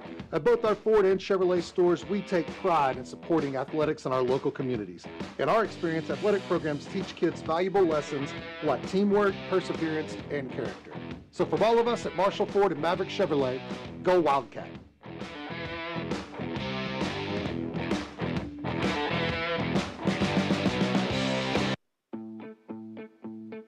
The Waskom Independent School District, a leader in academics, athletics, and extracurricular activities, teaching our children the importance of being good citizens, the desire to attend major universities, and come back home with an education to grow the community in East Texas. With grades pre-K through 12, the Waskom Independent School District is proud of their faculty and staff and their commitment to the very best for all students. Go Wildcats!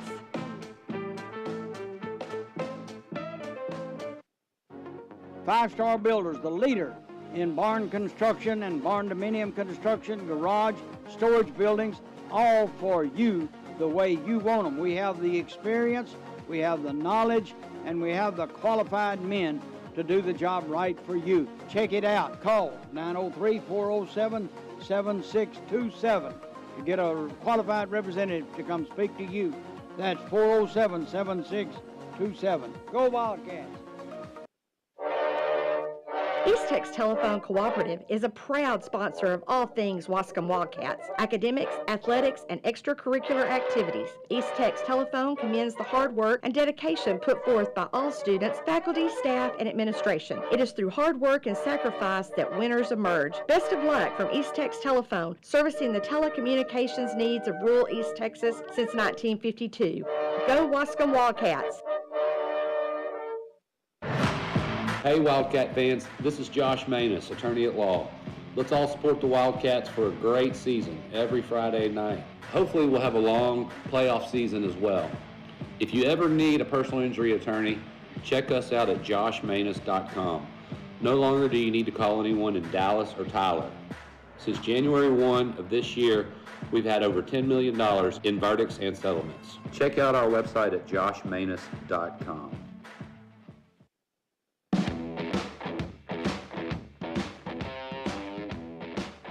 This is Matt Moore, General Manager of Marshall Ford and Maverick Chevrolet. At both our Ford and Chevrolet stores, we take pride in supporting athletics in our local communities. In our experience, athletic programs teach kids valuable lessons like teamwork, perseverance, and character. So from all of us at Marshall Ford and Maverick Chevrolet, go Wildcat!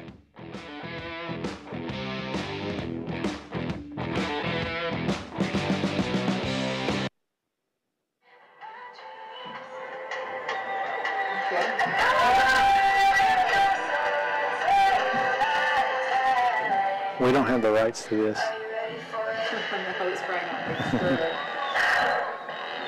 So we're back here at Legion Fields. The Waskom Bells are performing. So that's the music playing that we don't have rights to. And I don't know who it is. Julie does. I think it's the Kansas City Chiefs.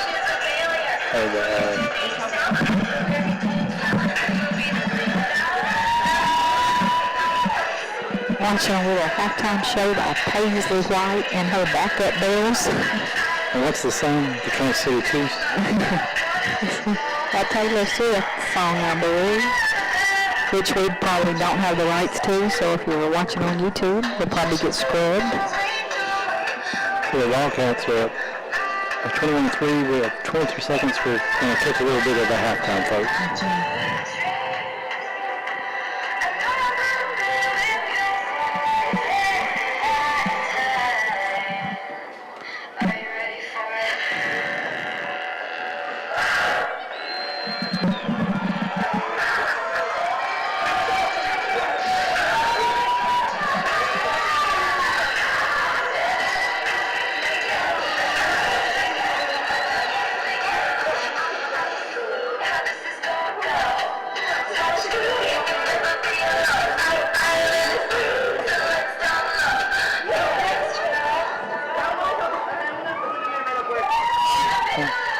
We're not done, but we're going to go back to our sponsor seal, and we'll be right back to the first half wrap-up.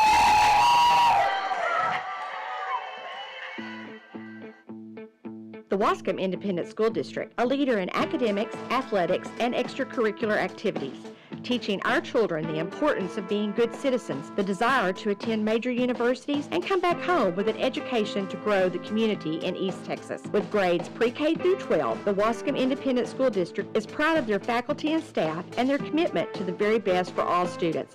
Go Wildcats!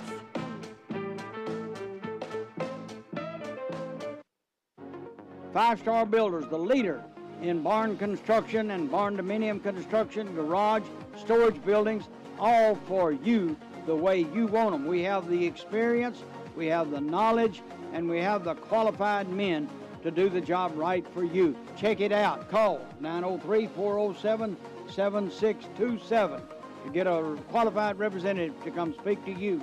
That's 407-7627. Go Wildcats! East Tex Telephone Cooperative is a proud sponsor of all things Waskom Wildcats, academics, athletics, and extracurricular activities. East Tex Telephone commends the hard work and dedication put forth by all students, faculty, staff, and administration. It is through hard work and sacrifice that winners emerge. Best of luck from East Tex Telephone, servicing the telecommunications needs of rural East Texas since 1952. Go Waskom Wildcats! Hey Wildcat fans, this is Josh Manus, attorney at law. Let's all support the Wildcats for a great season every Friday night. Hopefully we'll have a long playoff season as well. If you ever need a personal injury attorney, check us out at joshmanus.com. No longer do you need to call anyone in Dallas or Tyler. Since January 1 of this year, we've had over $10 million in verdicts and settlements. Check out our website at joshmanus.com.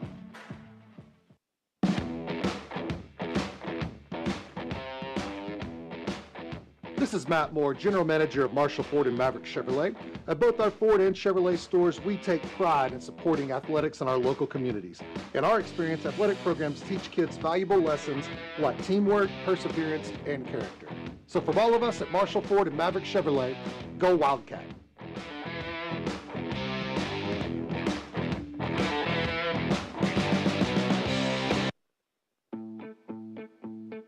The Waskom Independent School District, a leader in academics, athletics, and extracurricular activities, teaching our children the importance of being good citizens, the desire to attend major universities, and come back home with an education to grow the community in East Texas. With grades pre-K through 12, the Waskom Independent School District is proud of their faculty and staff and their commitment to the very best for all students. Go Wildcats! Back here in the Elysian Fields, now the Waskom High School band's out there, so we can pick up some of their performance.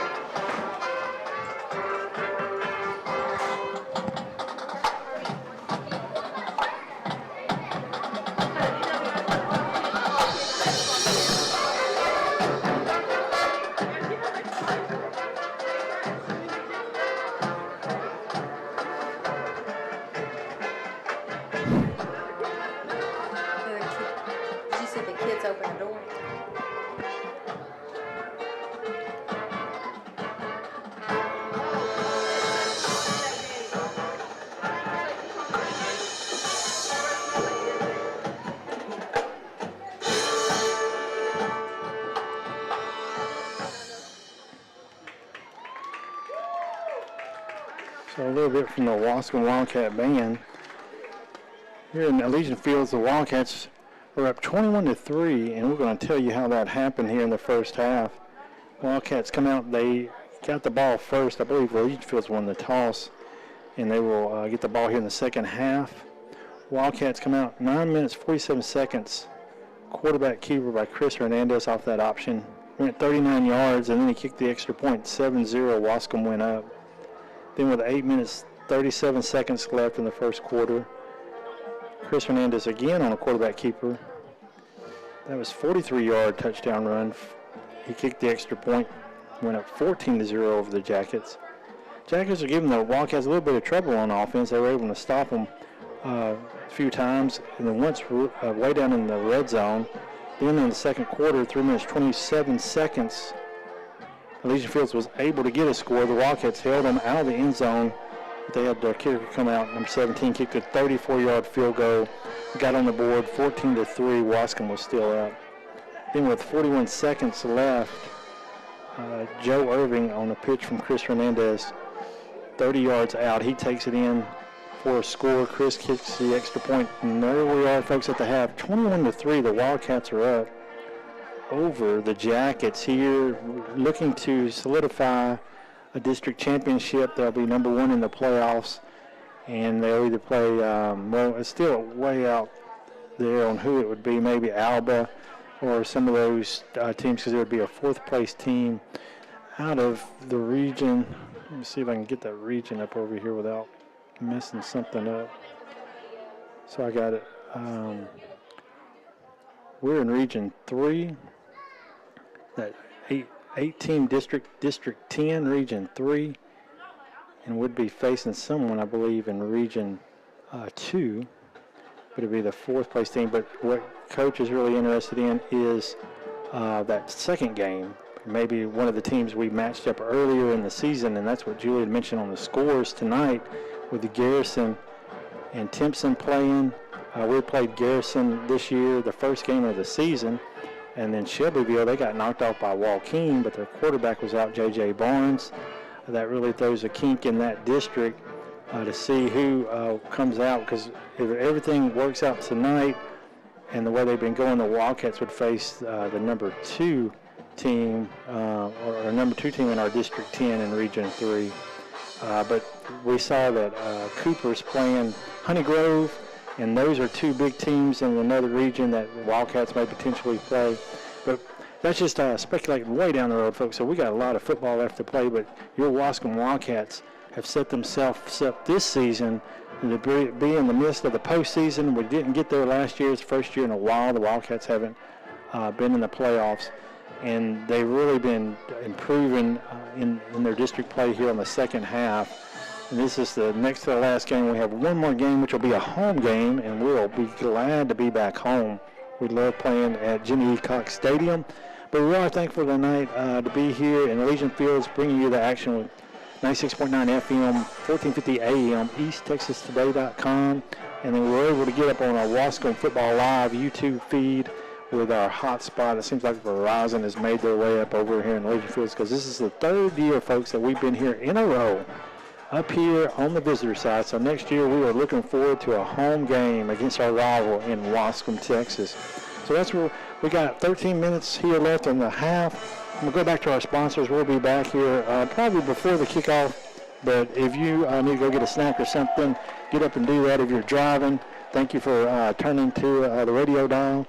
Michael and Julie bring you the Waskom Wildcats. We'll be back here close to the second half kickoff here in Elysian Fields. Five Star Builders, the leader in barn construction and barn dominium construction, garage, storage buildings, all for you the way you want them. We have the experience, we have the knowledge, and we have the qualified men to do the job right for you. Check it out. Call 903-407-7627 to get a qualified representative to come speak to you. That's 407-7627. Go Wildcats!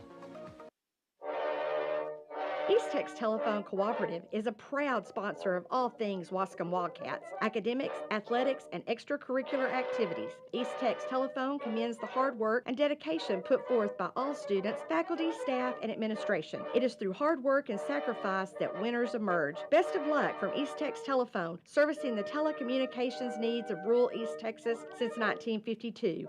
Go Wascom Wildcats! Hey Wildcat fans, this is Josh Manus, attorney at law. Let's all support the Wildcats for a great season every Friday night. Hopefully we'll have a long playoff season as well. If you ever need a personal injury attorney, check us out at joshmanus.com. No longer do you need to call anyone in Dallas or Tyler. Since January 1 of this year, we've had over $10 million in verdicts and settlements. Check out our website at joshmanus.com.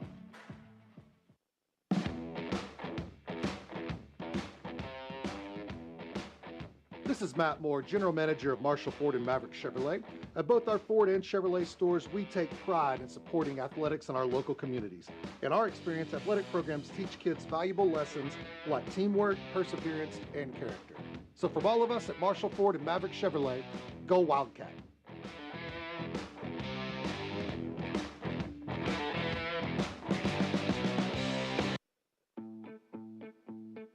The Waskom Independent School District, a leader in academics, athletics, and extracurricular activities, teaching our children the importance of being good citizens, the desire to attend major universities, and come back home with an education to grow the community in East Texas. With grades pre-K through 12, the Waskom Independent School District is proud of their faculty and staff and their commitment to the very best for all students. Go Wildcats!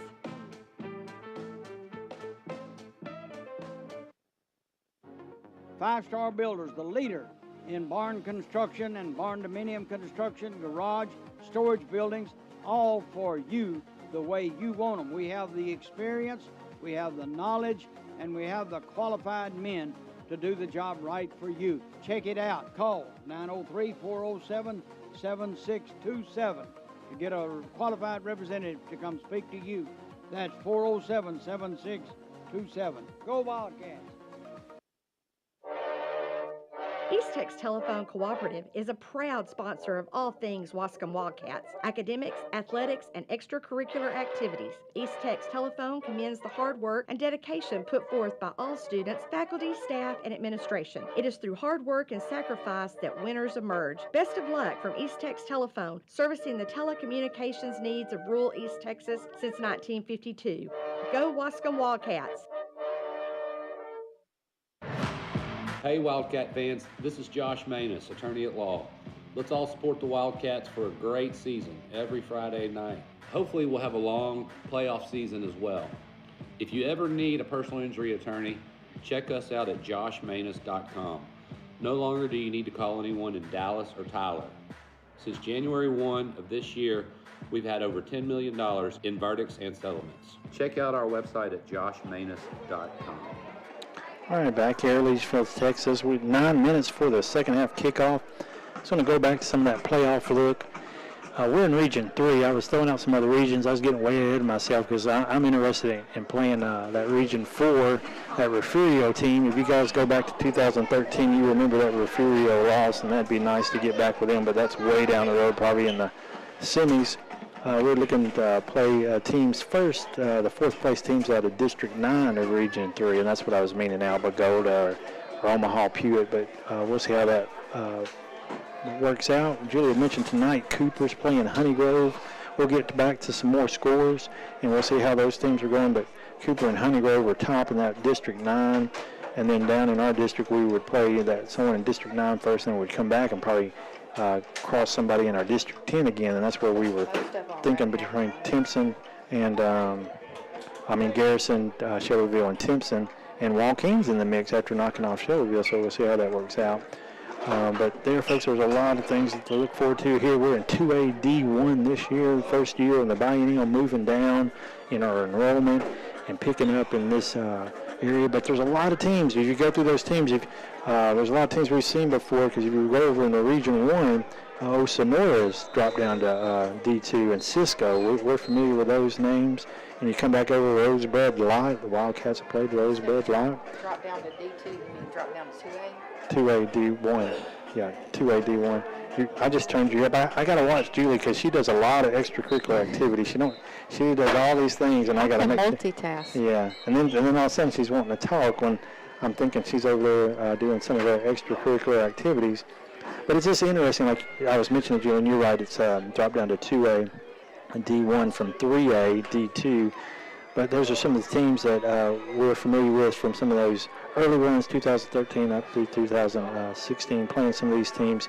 And now with enrollment changes, we'll potentially come back across with some of those. And there's a lot of new ones. I like a lot of the names. If you go through some of these teams, they got some interesting mascots. So, do they? Yeah, in some of these regions. But we'll see how this plays out tonight. We're looking to finish off here in the rivalry, getting a win back, as we mentioned, we lost last year, but we're up in 41 to 39 wins over losses, correct? Right. And we had how many ties? 3 ties. 3 ties. So the Wildcats have that, and in the driver's seat here, but a lot of things can happen in between halves. Mm-hmm. But I'm going to turn over to Julie and go through some of these other scores. Most of the scores are still the same because people were at halftime, and they still are. Garrison and Timpson are tied 7-7. But that was 7-0. So that. They scored. What about the Honeygrove Cooper? Honeygrove and Cooper, they've started their third quarter and they're tied 14-14. Okay, so yeah, we'll get back to those scores. So they're just like us, trying to get back and get started here in the second half. We were watching last night that Shelbyville Walking. Yes, on the TV. So nowadays, after post-COVID, you are able to stream a lot of games. It's different than it was pre-COVID, 2020. Some schools do like us, and they have somebody that's actually videoing and doing the game. Some schools just have a pixel camera up, and the camera, so I think Joaquin's was like that. They move off of motion, and so it's kind of odd. It's not really a great experience to watch the game. To me, I get kind of frustrated trying to watch those games because it's just on motion. If something happens over to the right and it's not really even a part of the game, but that camera picks it up, it wants to go in on that. It's just hard to watch. Yeah, and there's no you can't hear the announcers really. There's no commentary on the game. Well, it depends because we've seen them run commentary against those, and then we've seen them run that and do just their sound from the PA. Yeah. So there's multiple methods. But I was talking to Julie, it'd be nice if all the home teams did a stream. Yeah. So, like, when we travel, a lot of our fans, they want to see the Wildcats, and we want to stream, but it makes it difficult to do with the limited resources, especially in these smaller rural towns. We have trouble in Shelbyville picking up a phone signal. Mm-hmm. We had trouble here in Aliciafield's picking up a phone signal. We are actually we're using their Wi-Fi, so I can call out to give you the radio call. And then we had our hotspot. Verizon hotspot, which we had last year, but it would not pick up a signal here at all. So we did have somebody tell us that they got a few new towers lately out this way, and maybe that's one of the things that helped. Yeah, Julie thinks I'm crazy, but I think of every little nidbit. And another difference we have is I have my hotspot hanging on the edge of the window outside of this building. And if I bring it in, the signal goes down. If I put it out, it gets bigger. So we've always been on the other end because we have a new set of coaches, and we're up here with them, and they got us on the opposite side, and so we got a different setup. So you never know, but we're glad we're able to bring you the action. And it looks like with senior night, with the Legion Fields are finishing up with some final band activities, and the Wildcats are already out on the field. One good thing to mention, though, is when we get into playoffs, we'll be playing at some better venues, some bigger schools, and it's a lot usually easier to put a live stream out. But if you get to the playoffs, UIL rules. You got to pay.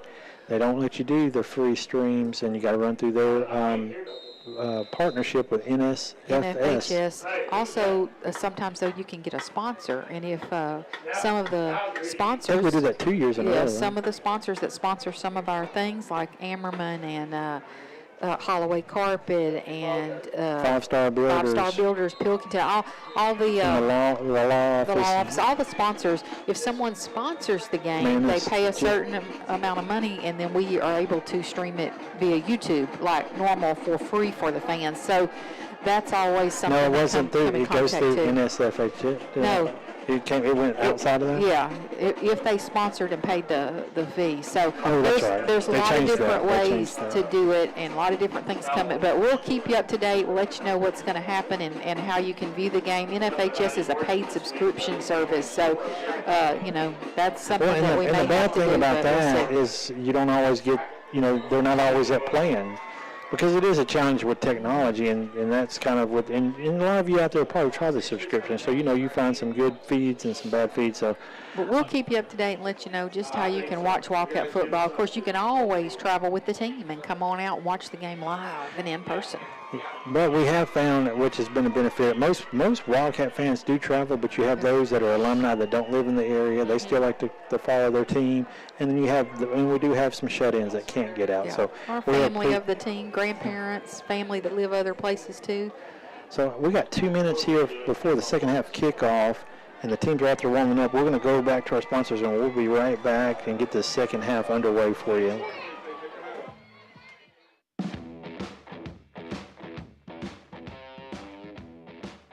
This is Matt Moore, General Manager of Marshall Ford and Maverick Chevrolet. At both our Ford and Chevrolet stores, we take pride in supporting athletics in our local communities. In our experience, athletic programs teach kids valuable lessons like teamwork, perseverance, and character. So from all of us at Marshall Ford and Maverick Chevrolet, go Wildcat.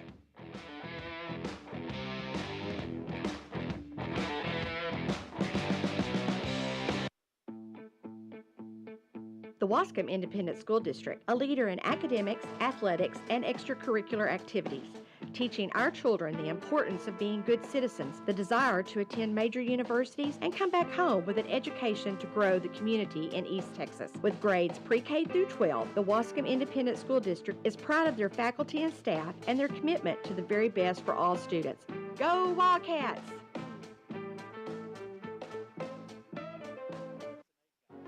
Five-Star Builders, the leader in barn construction and barn dominium construction, garage, storage buildings, all for you the way you want them. We have the experience, we have the knowledge, and we have the qualified men to do the job right for you. Check it out. Call 903-407-7627 to get a qualified representative to come speak to you. That's 407-7627. Go Wildcats!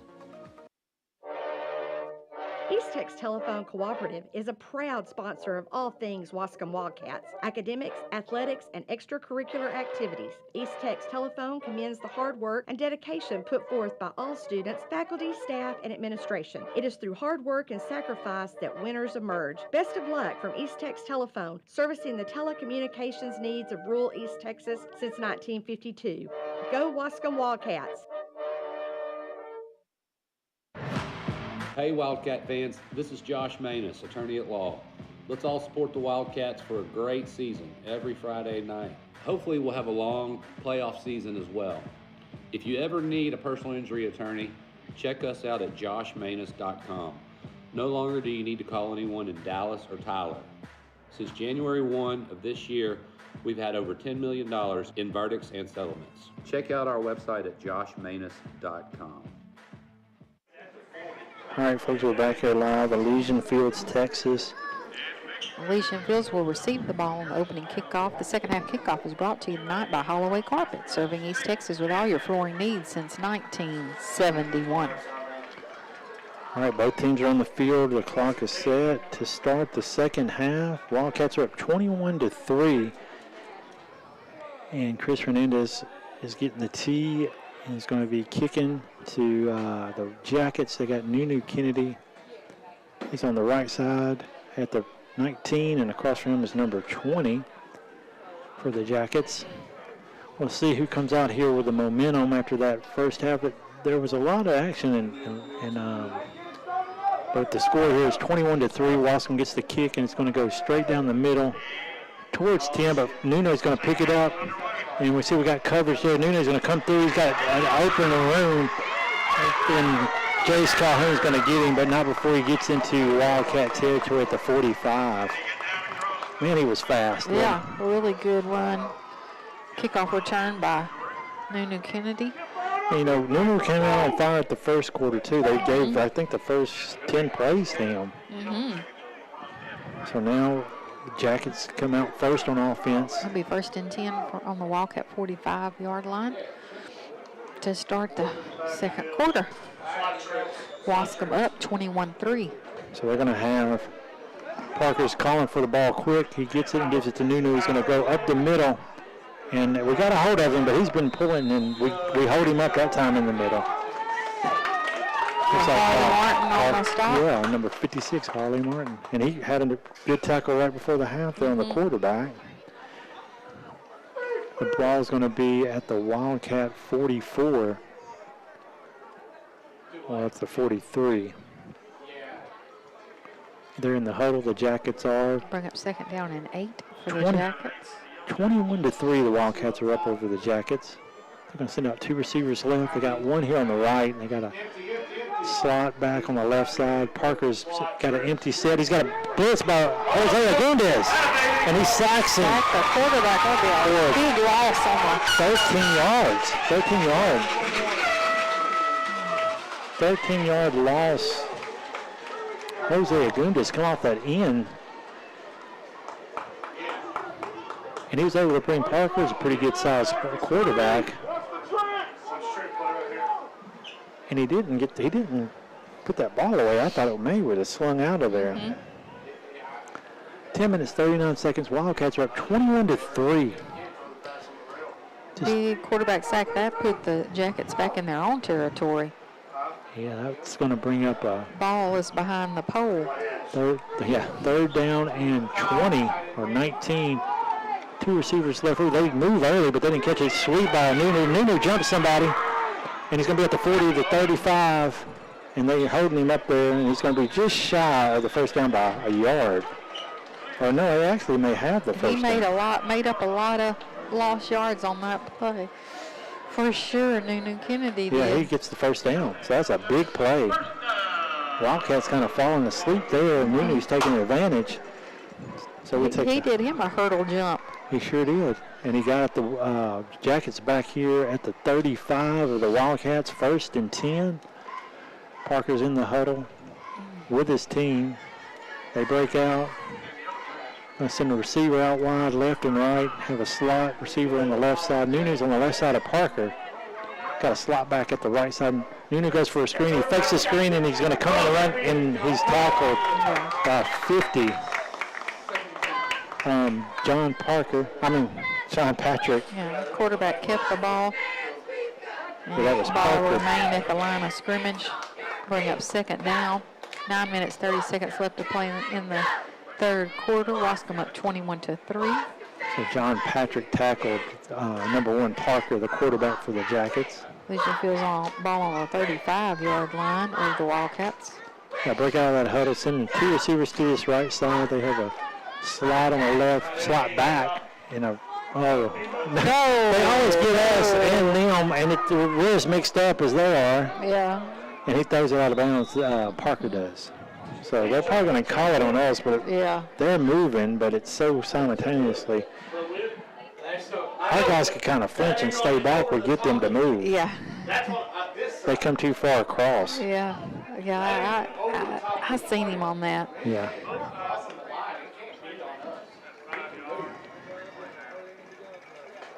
So it's going to be an offsides for the Wildcats. 2nd down and 5. But still, they're still taking their time on. No, he gets it going now. Okay. So it's going to be at the 30-yard line. 2nd down and 5. With 9 minutes left in the third quarter, Wildcats up 21-3. Jacket football.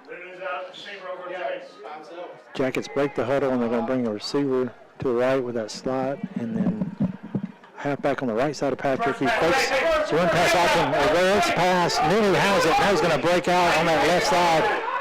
And we're going to come up and contain him with a defensive back.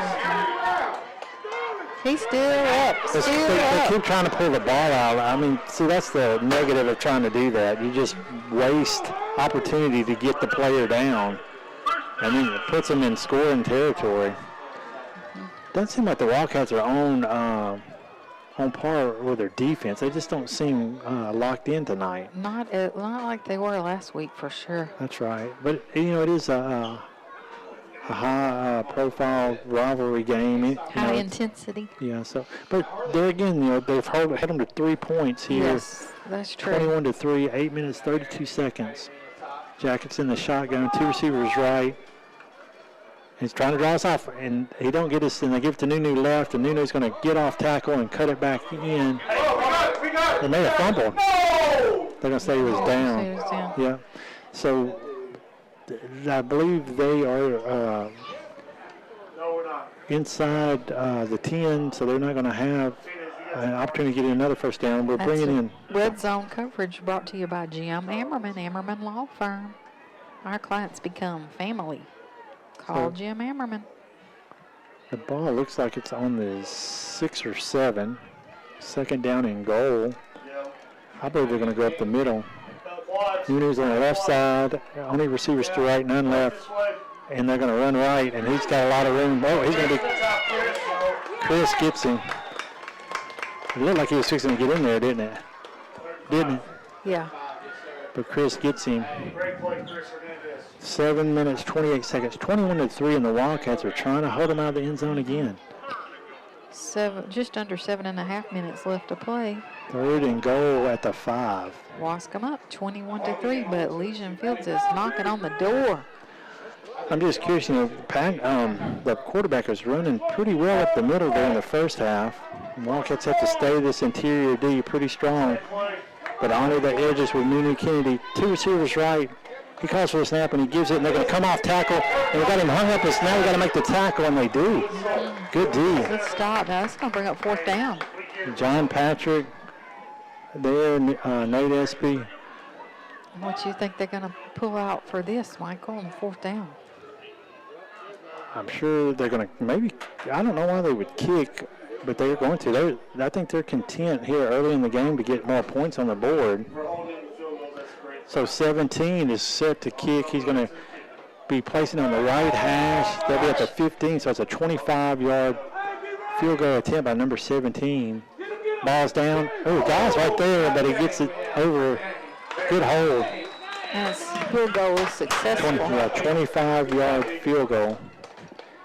And so that's 21-6 with 6 minutes, 17 seconds in the third. We'll be right back with some more Waskom Wildcat football.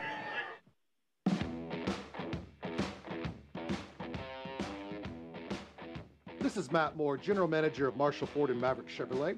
At both our Ford and Chevrolet stores, we take pride in supporting athletics in our local communities. In our experience, athletic programs teach kids valuable lessons like teamwork, perseverance, and character. So from all of us at Marshall Ford and Maverick Chevrolet, go Wildcat. All right, back here at Legion Fields, Texas. Legion Fields comes out in the opening possession of the third quarter, second half, and score a field goal, 25 yards by number 17. Wildcats held them out of the end zone, so that's positive. Now the Wildcats come out here for kick return. Like I said earlier, I want to see the Wildcats get that offense really clicking. Yeah, our offense is not really, to me, has not been too bad tonight. We've had a few, I think we had the one possession that really, I guess, where we didn't get any points. But it's the defense. But I don't think it's the Wildcats have done better because they've held them out of the end zone. 21-6 here. 6 minutes, 17 seconds. 17 set to kick. Looks like they made onside, and they do. It's a high pooch kick to the right side, and it's a fair catch by Jace Calhoun. And this time he doesn't think about it. He waves off and makes the catch. Good job by Jace Calhoun, number 5 for the Waskom Wildcats. Waskom will get the ball there on about the 41-yard line. They're on 41-yard line. It's interesting each week, like you said. I guess last Thursday we didn't see a lot of offense at all. No. We've seen a few plays, but there's a few players like we'll see. We saw more offense maybe in the second half last week than the first. It's each week, we'll see one or two of our players, and then the next week we'll see one or two of them. Well, So it's good to be balanced. Yeah, a really good thing that we have so many players that can have a breakout game at any time. So now the Wildcats come out, their offensive line will be 57, DeAndre Prince is the center. Got Garcia on the left side tackle, Ball on the right side tackle, Harley Martin on right. Those were guards. Harley's on the right tackle. And they give it to Nate now, and now that's what I would just keep giving it to him for a while. We bring in a tight end, number 61, Aiden Corbett is checking in as a tight end, or he may be in for a first down. Into Jacket territory. First down, Wildcats. Just over that 50-yard line. Let's go. Yes, sir. Under 6 minutes to play. Waskom up 21-6. And that's what it is. Aiden Corbett, number 61, is playing left tackle. And then Garcia and Barr, those guards. Chris Hernandez under center, one receiver right. No motion in, there's a bobble on the snap. Waskom recovered the ball. So it'll bring up second down. We're at 5 minutes and 22 seconds and counting in the third quarter. 21-6, Wildcats up over the Jackets. Nice night, like Michael said earlier, nice night for football. Just cool enough, not too cold, not too hot, no rain. So now the Wildcats are changing their formation. They have a receiver left, no receiver right. Now they're changing it again. So they went from a power, now they're back to the flex bone. Give it to Nate. Nate's coming off the left side edge. He's got to break a tackle, and he does. He knocks a kid down. Now there's a flag.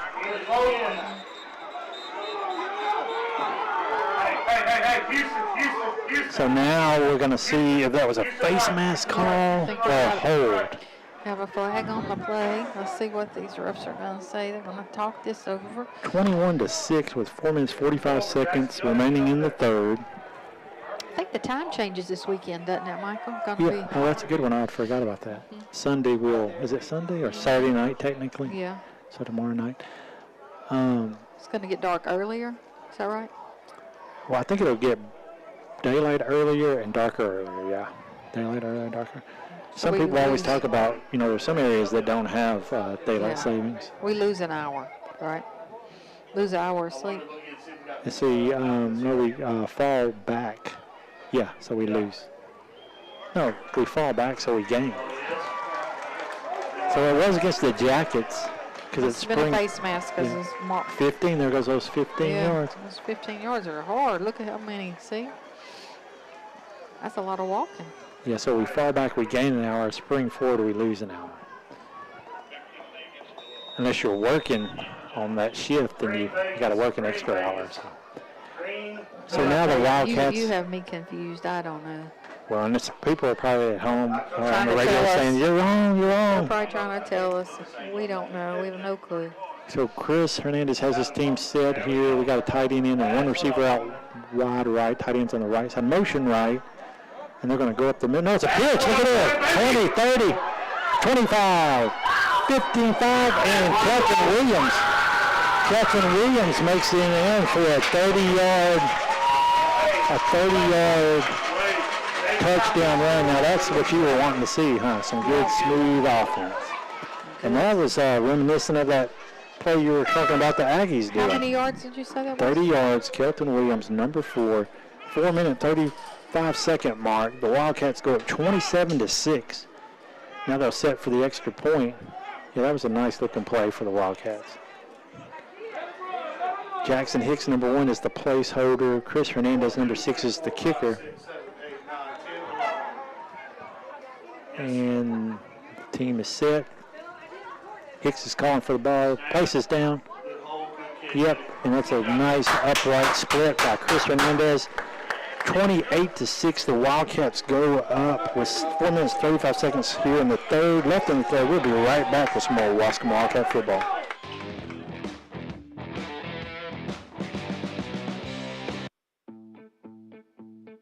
The Waskom Independent School District, a leader in academics, athletics, and extracurricular activities.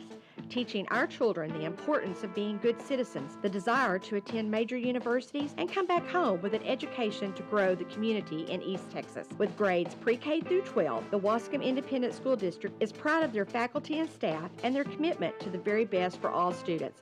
Go Wildcats! All right, we're back here, Elysian Fields, Texas. Your Waskom Wildcats just scored another touchdown. Kelton Williams, number 4, and we were wanting number 4 to get in the end zone. We've had Chris Hernandez, Joe Irving, and Kelton Williams in the end zone tonight. Just need to get 22 and 21 in the end zone, and we have all of our all of our backs, our main backs in there. Good job, 61 Aiden Corbett coming in there on the offensive line. Touchdowns brought to you by Marshall Hometown Tire. Our family keeping your family rolling since 1971. Chris Hernandez set the kick. Now they're trying to keep away Noonan. I would just, they're going to pooch it here to the right side. Fair catch at the 33 by number 12 of the Jackets. So the Elysian Fields Jackets will take over 1st and 10 at the 33. We're 22 points on that spread. Still not made the number. But the Wildcats have been consistent on their scoring. Jackets done a good job of moving the ball, just coming up short of the end zone, getting 2 field goals. 28-6. Waskom Wildcats up here at the 4-minute 35-minute mark of the 3rd quarter. See the defense coming out. We still have same DNs, Harley Martin, Jose Agundes. Moved to the 3-man surface, right? And it's going to be an off-tackle run by Nunu. He's going to pick up 3 or so, but that's a good defensive stop by Joe Irving, 10. I'm calling Leo Jose. So Jose, there's you a shout out. Jose Agundes was a 2013-14 player. That's his brother, Leo Agundes. So Leo has done a great job out there on that DN. He made that sack I mentioned. Jose has young football players of his own now. Yeah, he's got his sons playing. So here we got number 7, Bubba Jones, here on the outside linebacker now. Nunu's going to go up the middle. He's going to run into Bubba Jones, and Bubba's going to hang in there. He's got to get some help, and they get him down, but good pickup by Nunu Kennedy. That's 23 coming in to help him from the safety position. That's going to be a first down. Thompson. First down from Elysian Fields. They're going to be now ball on their own. It was a 44-yard line, 1st and 10. We got 3 minutes, 40 seconds left to play in the 3rd quarter. Waskom up 28-3. So now they're going to run trips right, 1 receiver left. They got a blocking back up on the right side behind the tackle. The quarterback's by himself, and he's going to take off. And there's nobody on that left side, and he's out to the left side at the 40. He's going to cut back around, and he gets brought down at the 3rd down. A first down for the Jackets. First down, and that brings them into Wildcat territory. Yeah, they just did that as a decoy, and the quarterback took advantage on that play. That's a ball on the Wildcat 39-yard line. Good play by the Jackets. 3 minutes, 11 seconds, clock's ticking. 28-6, Waskom's up over the Jackets here. Friday Night Lights rivalry game for the Waskom Wildcats and the Elysian Fields Jackets. Next week, Waskom will be back at home for their final district game, and senior night be playing Hawkins. Yeah, we'll have to get our super fan to get us the details on the record for Hawkins, because we don't play Hawkins a whole lot. I'm sure there's a similar record to the way we had with Big Sandy. We'd only played Big Sandy's about 5 or 6 times. There's a timeout on the field. That timeouts are brought to you tonight by Clay Allen Real Estate. Clay Allen Real Estate, we care. We'll be right back with some more Waskom Wildcat football. 5-Star Builders, the leader in barn construction and barn dominium construction, garage, storage buildings, all for you the way you want them. We have the experience, we have the knowledge, and we have the qualified men to do the job right for you. Check it out. Call 903-407-7627 to get a qualified representative to come speak to you. That's 407-7627. Go Wildcats! East Tex Telephone Cooperative is a proud sponsor of all things Waskom Wildcats, academics, athletics, and extracurricular activities. East Tex Telephone commends the hard work and dedication put forth by all students, faculty, staff, and administration. It is through hard work and sacrifice that winners emerge. Best of luck from East Tex Telephone, servicing the telecommunications needs of rural East Texas since 1952. Go Waskom Wildcats! All right, we're back here live, Elysian Fields, Texas. Shout out to the chain gang. I see my sweet cousin Matthew Westmoreland down there on the chain gang. Well, Jacket's already out of the timeout here. He got the ball. He's going to fake a throw, quick pump fake, and he's going to go up the middle. Number 1, Parker, the quarterback for Elysian Fields, for a gain of 3. I think we mentioned that a few weeks ago. Those chain gang guys are volunteer guys for each school, and it's always appreciated for them to give their time and come out and help their school out and volunteer like that. The ball is at the 38-37 of the Wildcats. Now here they come out, they bring out that trips right. Wascom still up 28-6. One receiver left, empty set there. Parker's by himself. And now the Wildcats are going to call timeout. Timeout's brought to you by Clay Allen Real Estate. We got 2 minutes left to play in the third quarter. So now the Wildcats come a timeout. That play was similar to what I talked about a minute ago, where they decoys over on the right. But it's interesting to see the Wildcats are catching the coverage, seeing if they had a guy covered up, if he was eligible or not. That makes a difference, and we can slide somebody over, because Parker had a lot of room on that left side when they did that. So it's going to be 2nd down and 8 with the ball on the 7? Yeah, and it looks like we got double pane windows, and yeah. That spider is almost like he was in the middle, but it's on the outside. There's some spider webs. We had to open the window to get a clear view because the windows were so dirty. Last time we played over here, we bought some window cleaner. Yeah, but tonight we opened the window. Yeah. It's like we had an epiphany. It's like, let's open this window. So you're hearing a lot of extra stuff, folks. It's the stands. We're right here, like Michael said, in the stands with Just the right folks, above really. We're yeah. in a box, but the window's open and you can hear everything. So. But we would have never got these windows clean. I think they're uncleanable. It's 2 minutes, 8 seconds, 28-6. The Waskom Wildcats have the lead. Jackets took full advantage of our timeout. Now they'll come back out. They're going to set up with a trips right. So 7's covered up, and they have one receiver left. And he's going to call for the snap, and he's doing the same thing, but he's going to go up the middle. And where do we get in there? That's 57, DeAndre Prince and Harley Martin, the 2 cousins of the Wildcats, 56 and 57. Joe Irvin's in there to help him as well.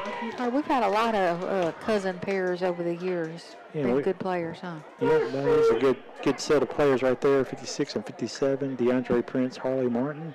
A lot of fun when you can play with your cousin or your brother. Yeah, and there's a lot of close relationship. A lot of these players are played together since they were flag football players, and they've done really well. And we are glad to see them peaking here the second half of the season, or the first part of the season. They were doing well, playing some tough teams, but the Wildcats are here tonight against the Jackets. Calls for the snap as Parker, and he fakes it to Nunu, and he gets that crossing power. Good catch.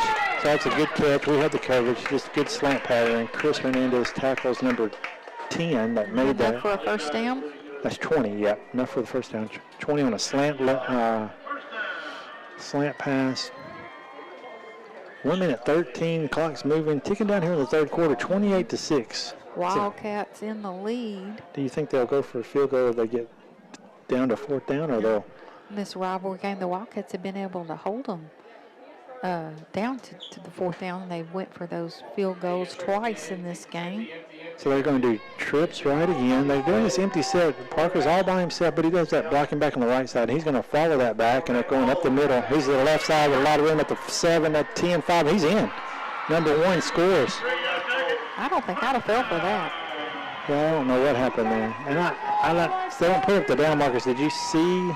I think it's about a 25-yard touchdown run, number 1. 25-yard run. So Elysian Fields gets on the board with their first touchdown tonight with 41 seconds left to play in the third quarter. And they're going to go for 2, which will make them have 14 points is a good strategy here by the Jackets. But they have a unorthodox special set here. Got stack receivers out wide, 3 on each side. And they pitch it to Nuno. They're going to let him run, and he's going to get in there. Did he get in? Oh, yeah. Okay. Nuno in for the extra point. Yeah. So that brings it 28-14. Wascom's up over the Jackets. Good offensive possession there by the Jackets. We'll be right back with some more Waskom Wildcat football. Hey Wildcat fans, this is Josh Manus, attorney at law. Let's all support the Wildcats for a great season every Friday night. Hopefully we'll have a long playoff season as well. If you ever need a personal injury attorney, check us out at joshmanus.com. No longer do you need to call anyone in Dallas or Tyler. Since January 1 of this year, we've had over $10 million in verdicts and settlements. Check out our website at joshmanus.com.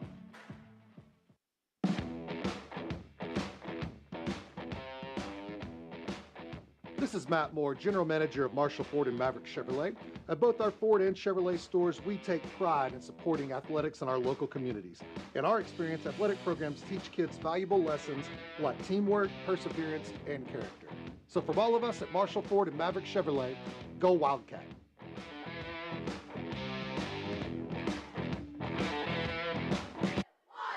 Back here at Elysian Fields, Texas. Elysian Fields Jackets just scored a touchdown. 28-14 here, 41 seconds left in the third quarter. See, the Jackets are set to kick off to the Wildcats. See, back for the Wildcats is Montez Thompson, 23, Joe Irvin, number 10, Kelton Williams. But they're going to onside kick it, but he's not going to get it 5 yards. It's going to not be a good attempt. So the Wildcats take over in Elysian Field Jacket territory. So the Jackets had to go, well, they didn't have to, but it's good strategy being down by 2 touchdowns with just mainly a quarter left. Got Timpson up over Garrison right now, 13-7. They're in the third quarter. Man, that would be nice if Timpson was able to beat Garrison. Honey Grove in the fourth quarter now up 26-14 over Cooper. So that's a little more, Honey Grove's been running over teams. Big Sandy up over Hawkins 29-26, so they got a close one That's going a there. close game. So here, Elysian Fields, Wascom's up 28-14. Ref's got to talk this over. They're not sure what to do here. They don't know. Now he's waving the flag off. But here comes the Wildcat offense. Back in So we're going to have pole territory here. Kelton Williams, number 4, Joe Irving, are the running backs, slots. Nate Espy is the fullback. Got a tight end in on the left side, receiver in tight on the right. Motion right, Kelton Williams. Going to give it to Nate Espy, and he's going to get out on the right side. He breaks some tackles. And don't go down. He picks up about 7. It's second down, and maybe second down or 4. Looks like he only picked up 6. So the Wildcats have just 29 seconds left to play till in this third quarter. So got time for one more play. And they bring in a bigger line. They don't have their receivers in. Got a tight ends in for the Wildcats. There's 29 seconds, 28-14. Chris is under center now. In a flex bone, motion left. Chris gives it to Nate. Nate's breaking tackles, running over people. Hang on to it, Nate. Picks up the first down. So a good run. And we're going to have time for another play. With 22 seconds left now. 28-14, and I like the strategy. We want to run some clock off ourselves. First down, so they stopped the clock to move the chains. Now they started the clock back again. They're going to take it down to the fourth quarter, I believe. Take it down? Yeah, I believe they're going to take it down. 28-14 into the third quarter. We'll be right back with some more Waskom Wildcat football. The Waskom Independent School District, a leader in academics, athletics, and extracurricular activities, teaching our children the importance of being good citizens, the desire to attend major universities, and come back home with an education to grow the community in East Texas. With grades pre-K through 12, the Waskom Independent School District is proud of their faculty and staff and their commitment to the very best for all students. Go Wildcats!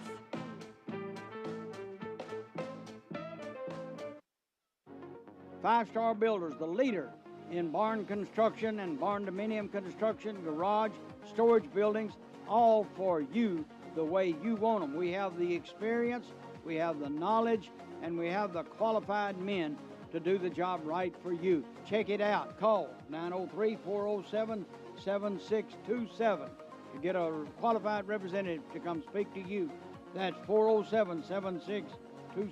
Go Wildcats! East Tex Telephone Cooperative is a proud sponsor of all things Waskom Wildcats, academics, athletics, and extracurricular activities. East Tex Telephone commends the hard work and dedication put forth by all students, faculty, staff, and administration. It is through hard work and sacrifice that winners emerge. Best of luck from East Tex Telephone, servicing the telecommunications needs of Team 52. Go Waskom Wildcats! We're back here at Legion Field. Start of the fourth quarter, the Wildcats have a 1st and 10 in Jacket territory. Up 28-14. Chris under center, motion right. He's going to give it to Nate as he pulls it out. He fakes the option. He breaks the tackle. He's at the 20. He's running on the side. He's going to be down the sideline to about the 7 or 8. So that's a good play by the Wildcats. It's hard for me to catch those edges up here, the way the camera in the field is situated. But we caught him just about going out of bounds there. Good play by Chris Hernandez. 1st and 10 in the red zone. This is Jim Ammerman bringing you that red zone coverage. So the ball's at the 9. Wildcats have one receiver out wide left. And they're pausing to get the play from the sidelines. I'd like to see him give it to 22. Would you like that? Yeah, I'd like to see him get in the end zone tonight. Here against his I see he's wearing some purple and gold on his shoes. So they're motion left, Joe Irvin. They give it to Nate Espy. And now he's pulled in there, but that guy got on his back and he took him a few yards. That's a big guy that had a hold of him. Was that number 2? But Nate picked up maybe. Well, another one give him a yard at all. They didn't give him anything. No, I thought he got at least one. Yeah, I spotted it right back where it was, but I did think, he pushed forward some and then got brought back. Yeah.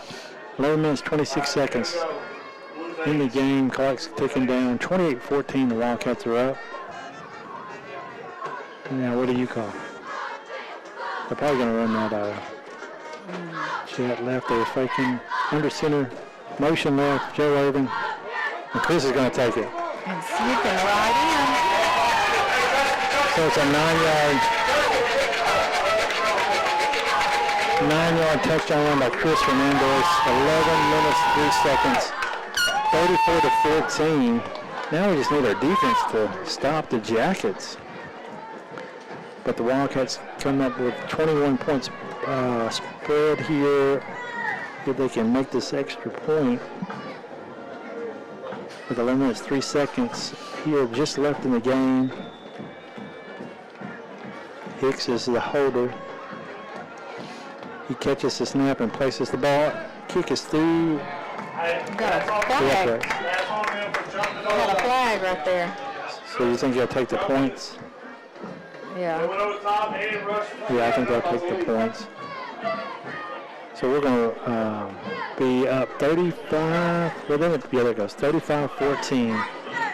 We'll be right back with some more Waskom Wildcat football. Hey Wildcat fans, this is Josh Manus, attorney at law.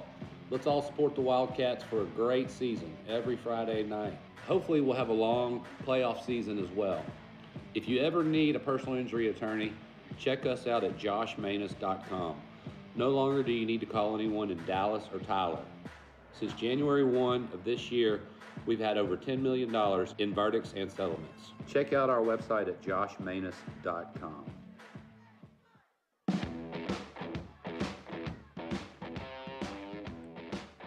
The This is Matt Moore, General Manager of Marshall Ford and Maverick Chevrolet. At both our Ford and Chevrolet stores, we take pride in supporting athletics in our local communities. In our experience, athletic programs teach kids valuable lessons like teamwork, perseverance, and character. So from all of us at Marshall Ford and Maverick Chevrolet, go Wildcat!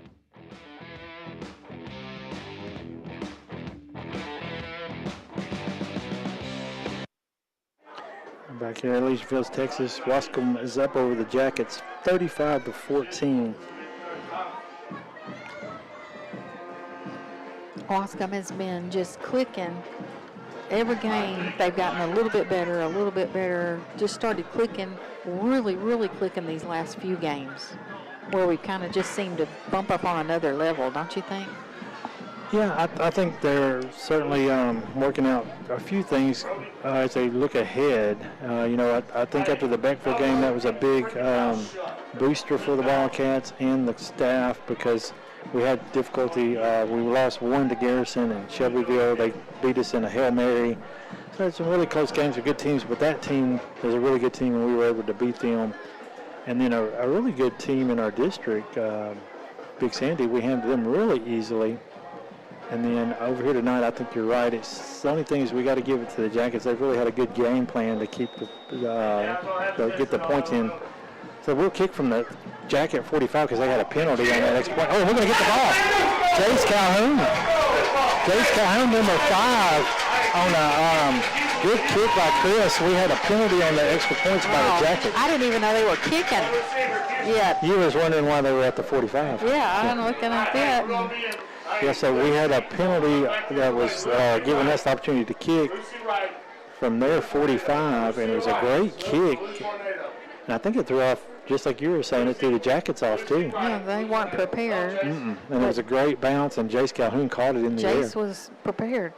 He was, and that's, he had that one where they kicked to us. And that's going to give Waskom the ball in Jacket territory again.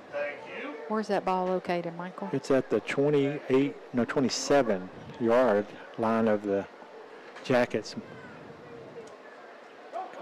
Oh, Chris pulls away from Nate, and both of them were pretty covered up, but he's able to make some. They gave it to Nate. I thought Nate had it that time. Uh-oh. Yeah, they tackled Chris Hernandez on the track. Yeah. But Nate ran into a guy there in the middle, number 77, I believe. Yep. About 2 or 1. 35-14, the Wildcats are up over the Jackets. Jim Ammerman's bringing you this red zone coverage again tonight. A lot of red zone action. A lot of red zone action. If you need a personal injury attorney, call Ammerman Law Firm. We got Jace Calhoun out wide here on the right side. No receiver to the left. Got a tight end on the right side. And so it looked like they handed off to, Chris kept it. See who had it. We got 10 minutes left to play in the ball game. Waskom 35, Elysian Fields 14, and Waskom in the red zone, knocking on the door again. Ball's at the 18-yard line of the Jackets. 3rd and 1. Oh yeah, so 3rd and 1. So it's good position for the Wildcats because the game's winding down in scoring position. 3rd and 1. Chris has got the play to his team's going to give a ball to Kelton on the jet. And Jets, he's just fluky there. Kelton Williams. Oh, now look, we got a flag. He couldn't help himself. The official couldn't help himself. What's that? I think it's going to be called back, so let's don't write it down. What was the flag? I think they're going to call a hold. I think they're going to call a hold, but Kelton was way away from that. Yeah. You got to give it to the official to see that because Kelton, he ran so fast. I don't know if Jack's had a chance to get in position at all. Yeah, 10-yard penalty. 9 minutes, 27 seconds for the Wildcats. We're used to getting our touchdowns called back. We've had it all season. We've had a lot of We've scored probably another 20 touchdowns. And some of them, the penalties have been accurate, but we've had a few go against us. But just like in any sporting event, you got to be prepared to win and not be wondering what the outcome's going to be based on officials' calls, because it's difficult to call games. So is it 3rd and 5 or 3rd and 6? with 9 minutes, 27 seconds left to play now. 35-14, your Wildcats are up. We're going to move 2 receivers over here on the right side. Looks like one's covered, so only one eligible receiver. Motion right, and go. Oh, fumbled the ball. Yeah, I think they got it. I think Jackets got it. Let's see. So we go from a touchdown to a penalty to a fumble, and they're fighting over it. So they haven't said who's got it, who come up with it. Look, oh, now they're going to call a flag. Now they're calling a flag on trying to get the fumble. I mean, come on, guys. That's crazy right there. Yeah, I mean. There's lots of yellow flags that kind of look like chicken feathers. Yeah. That was, I believe they said it was Waskom ball, didn't they? No. No. No, it's not Waskom's. Oh, I thought they was pointing at us. Maybe they was pointing at us getting a penalty. I don't know. But last Thursday we had so many balls bounce our way. We had so many things happen. Tonight we get another recovery, but then a fumble. We're not going to get any points out of that.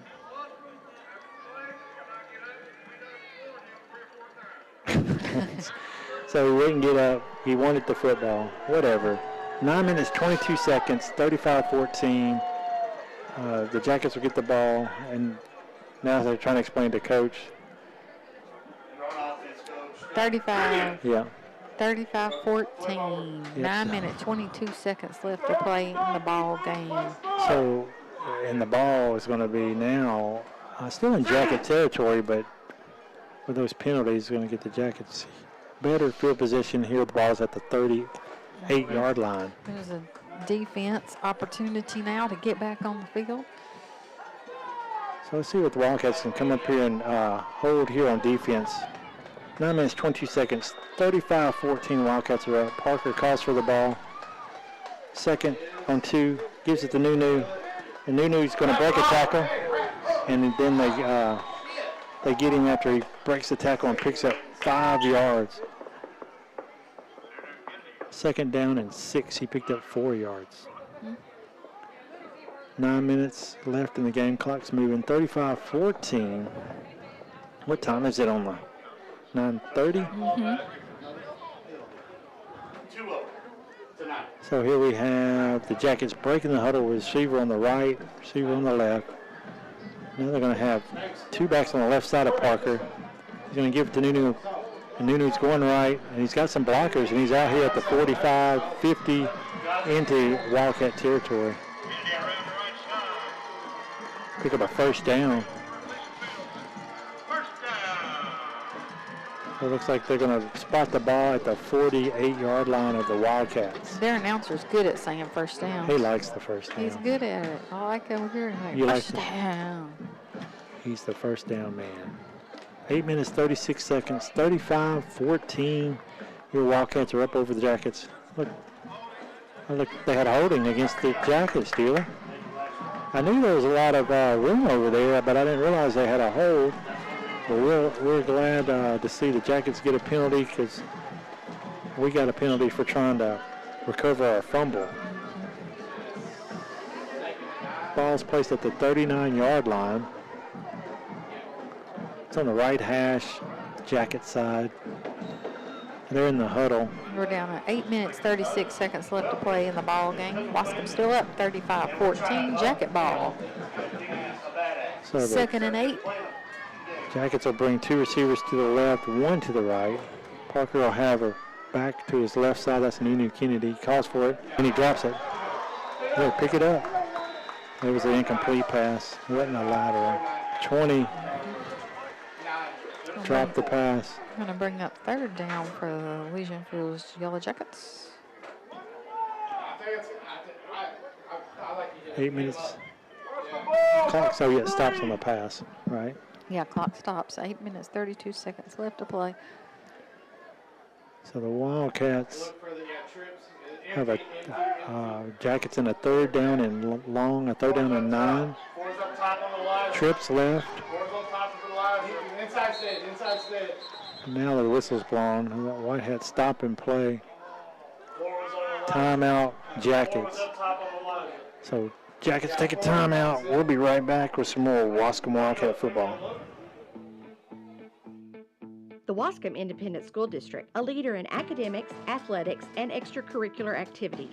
Teaching our children the importance of being good citizens, the desire to attend major universities, and come back home with an education to grow the community in East Texas. With grades pre-K through 12, the Waskom Independent School District is proud of their faculty and staff and their commitment to the very best for all students. Go Wildcats!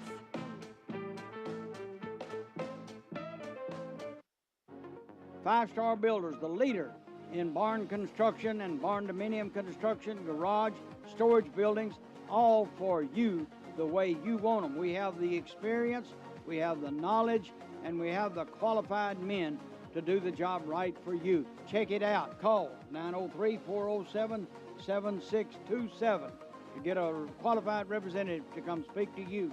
That's 407-7627. Go Wildcats! East Tex Telephone Cooperative is a proud sponsor of all things Waskom Wildcats, academics, athletics, and extracurricular activities. East Tex Telephone commends the hard work and dedication put forth by all students, faculty, staff, and administration. It is through hard work and sacrifice that winners emerge. Best of luck from East Tex Telephone, servicing the telecommunications needs of rural East Texas since 1952. Go Wildcats! We're back here. Jackets have trips left. He's looking right back. Oh, it's hit. It's hit. Is it a fumble? It's going to be picked up by DeAndre. Is it going to be a Wildcat football? Or is he going to say it was a batted ball, I believe? Or is there a flag again, Julie? I do not know. I did see a flag, but I don't know that they know what they're going to say about that. But it will be 4th down. So DeAndre Prince knocks the ball down as Parker So what do you Trustman do here? If you're them, do you punt? No, you got to go for it. It's a go for a play for them now. Or 4th and 9? No, man, this has been the most explained game by the officials. He's coming to tell us. He's going to tell us what happened. Well, we have 8 minutes, 27 seconds. You want to see in a minute, we'll go back to some scores. They weren't pulling up anymore. I tried to pull them up, and they went back, reverted back. I'll try again in a little bit. Having trouble. We're winding down. We're hoping our feed lasts. You know, it's notorious sometimes that it just dies right at the end, so we're hoping everything works, and glad that the radio station we were able to call out and get on the call tonight. 96.5 FM, 1450 AM, and on easttexastoday.com. Okay, it updated. It's saying Timpson is up 19-14 over Garrison, and they're in the 3rd quarter with 8 minutes left. That's a good game. And then Big Sandy still up over Hawkins, 35-26, and they're in the 4th quarter. So they got another score. It should be 4th down if we don't accept it. This is an incomplete pass. If you don't accept it, so why would we? So 8 minutes, 27 seconds, 35-14. Where's the ball has been moved back, so there was a penalty. So we're accepting it, the penalty, so it's going to be 3rd down again, but like, what, 23rd and 25 or something like that, maybe? Something like that. 3rd and a long, long way. Yeah, it looks like the 48 is the 1st down, and the ball, it's hard to see when it's on the little mascot there on the field, but it looks like it's at the 24. That'll be about a 44. Oh, he's going to throw a go right, a pass right. Oh, turn. Oh, Lord, I knew that was coming. I knew that was going to happen. I just seen it. He got kind of nervous over there. Now they're up. It's getting close. So we're making it through this game, but it looks like they're having a challenge over there after that pass interference call. But it should just be a 15-yard penalty. And it still would be 4th down as long as we don't get another penalty. That's the focus here, is don't get another penalty and help them out. So why are they putting the ball right there? Because that guy, he did an upper non-UI. He probably did a pro game Thursday night. He probably did the Jets and the Texans. Did you hear that the Jets came back and beat the Texans? No, I didn't know that. Yeah.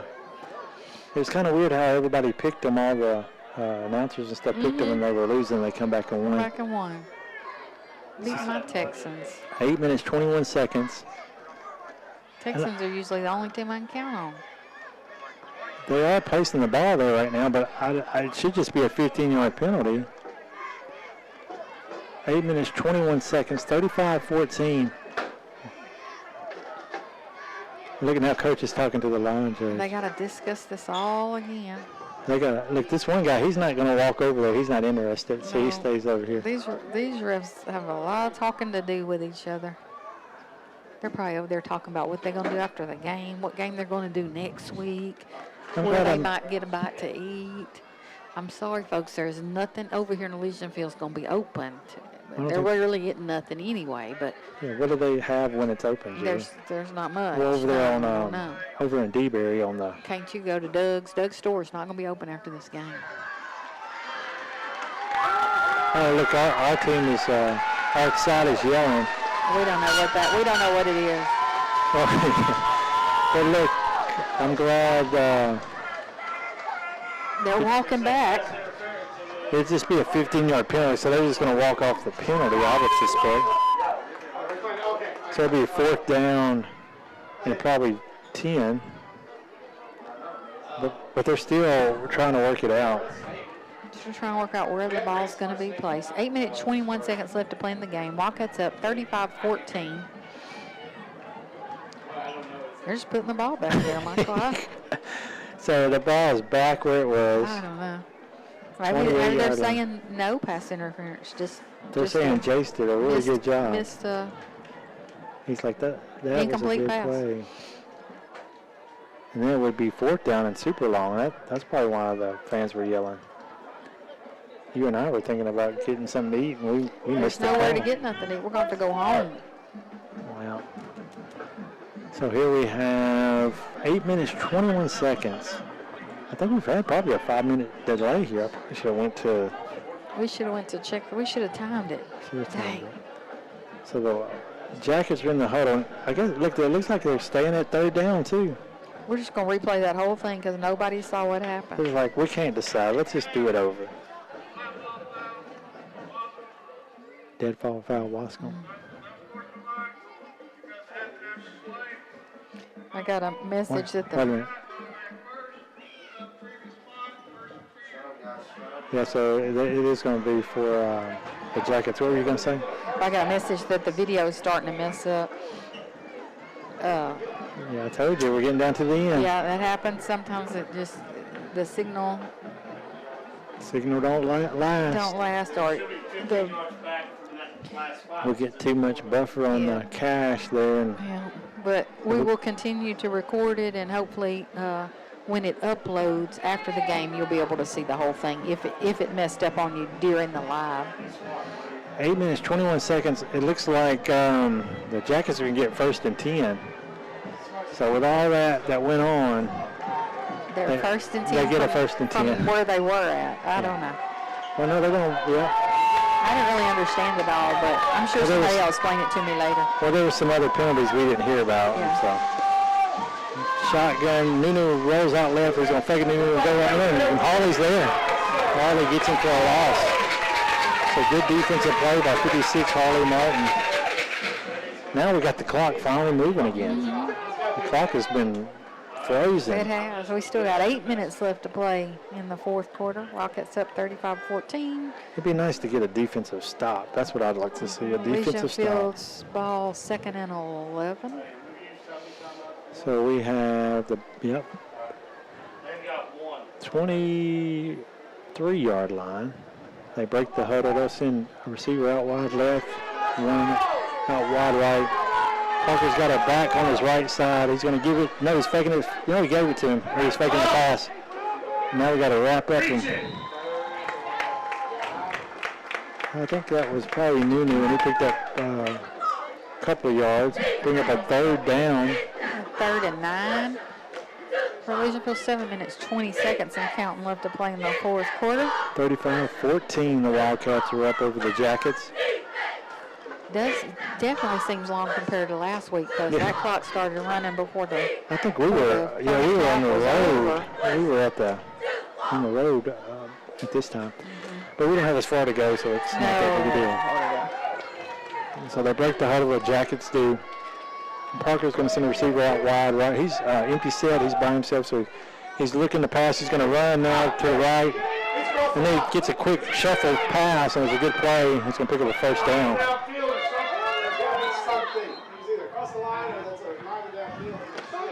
So he did a shuffle pass. It looked like he was probably too far to do the pass, but I'm not sure the line judge would catch that.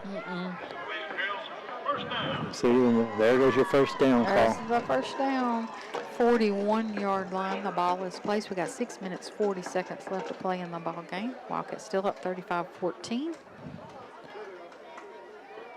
All right, so they're in the huddle. The Jackets are. Parker's going to break his team out of the huddle. They'll send a number 6 out wide right. He's got a couple of receivers here on the left side. And he's got a back on his left side. He calls for the snap, and he's going to run behind the back. That's Nunu out of the Wildcat. And they stretch it out, and Joe comes up. And they get him out of bounds with just a no gain or a 1 yard gain. So that was a good extending of line, a good run fix for the Waskom Wildcats. I didn't realize that was Nunu in the Wildcat.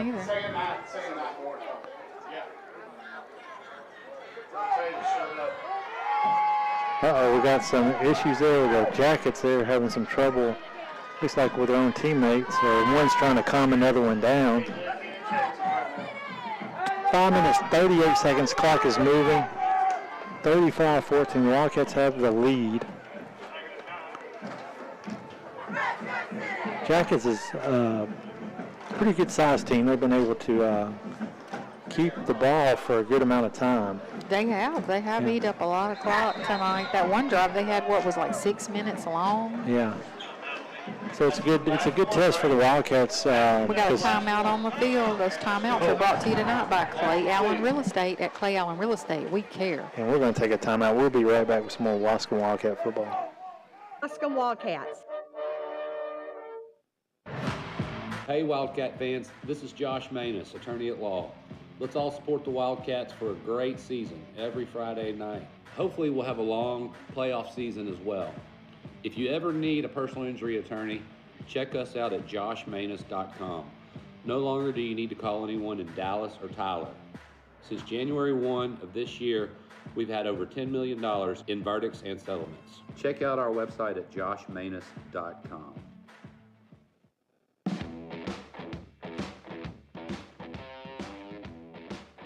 This is Matt Moore, General Manager of Marshall Ford and Maverick Chevrolet.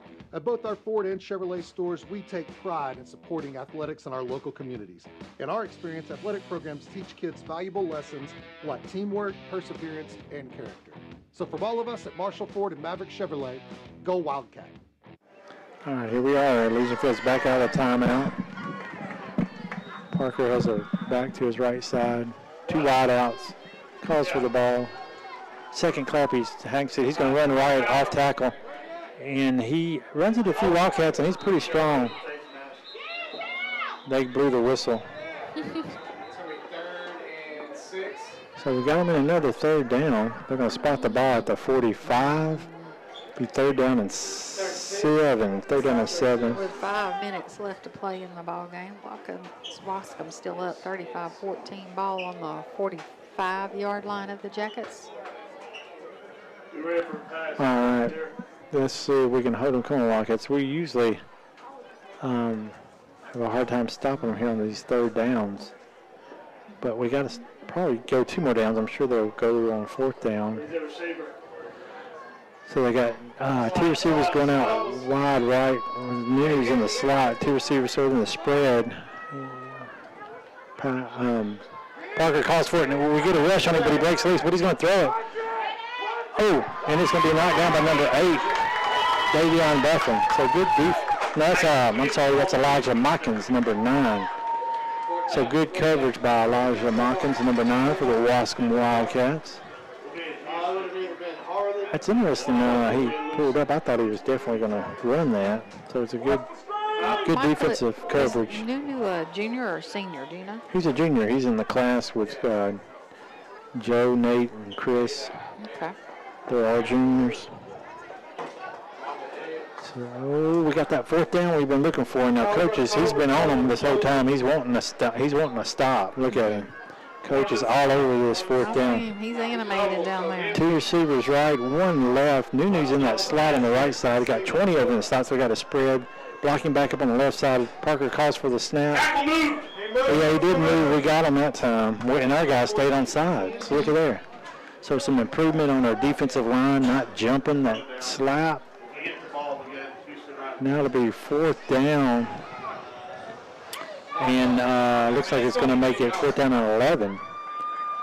Just need a defensive stop to cap this drive off for the Jackets because they seem to do their best when they got the long yardage to pick up.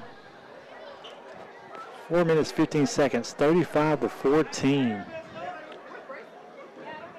35-14. The Wildcats are up over the Jackets. These Jackets are in the huddle. 4 minutes, 15 seconds left to play in the ball game. Wascom still at 35-14. So here they break the huddle. 2 receivers right. Same set. Nunu's in that slot on the right side. Now he's got it back on his right side. Moves 20 to his left side. He calls the snap. He's looking. He throws out right. Oh, and he dropped it. So number 6, not a bad pass by Parker. Ball And 6 goal couldn't on handle it. downs.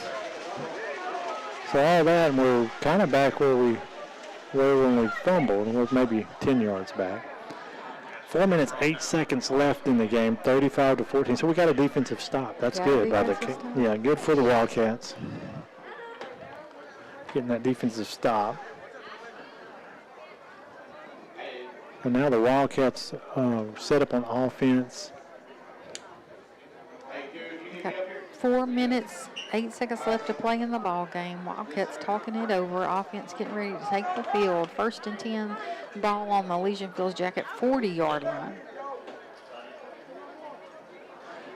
So here comes that Wildcat offense. Looks like number 9, Elijah Mockins, is going to come in on the right side.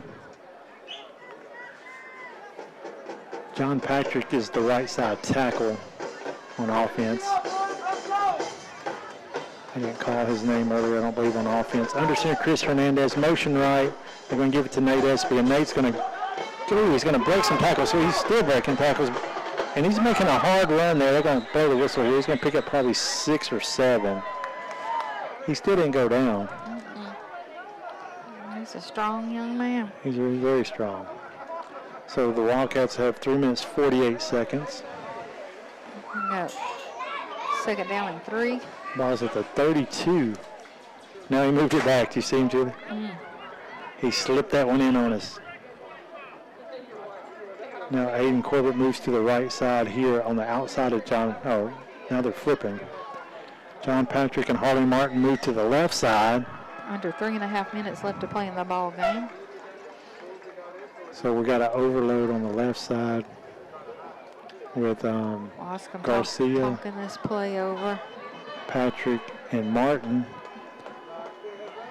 The right side of DeAndre Prince, the center, is that's Ball and Corbett, 55 and 61. Under center, Chris Hernandez. One receiver out wide right, motion right, gives it to Nate, and Nate is just, now he's out to the left. He's at the 30. He's got a little bit of room. Oh, and it's just a little. He breaks another tackle. He's at the 20 or the 19. He's in the red zone, Julie. 1st down in the red zone. That's red zone coverage tonight is brought to you by Jim Ammerman Law Firm. If you need a personal injury attorney, call Ammerman at 903-200-8888. Our clients become family. Well, we're going to keep it there, but our little back judge, he keeps slipping in those back sets, and he put it at the 20 and a half. We got 2 receivers out wide right. Now Elijah Mockins is going to move on the inside of that. We're looking for the play. We're just about 2 minutes left to play in the ball game. Score still Wascom 35, Legion Fields 14. We're going to have a timeout. Yeah, the Wildcats have some things to talk about. That they couldn't get that formation set for the play right. So we're going to take a quick break. We'll be right back with the rest of the game here in the Legion Fields with your Wascom Wildcats.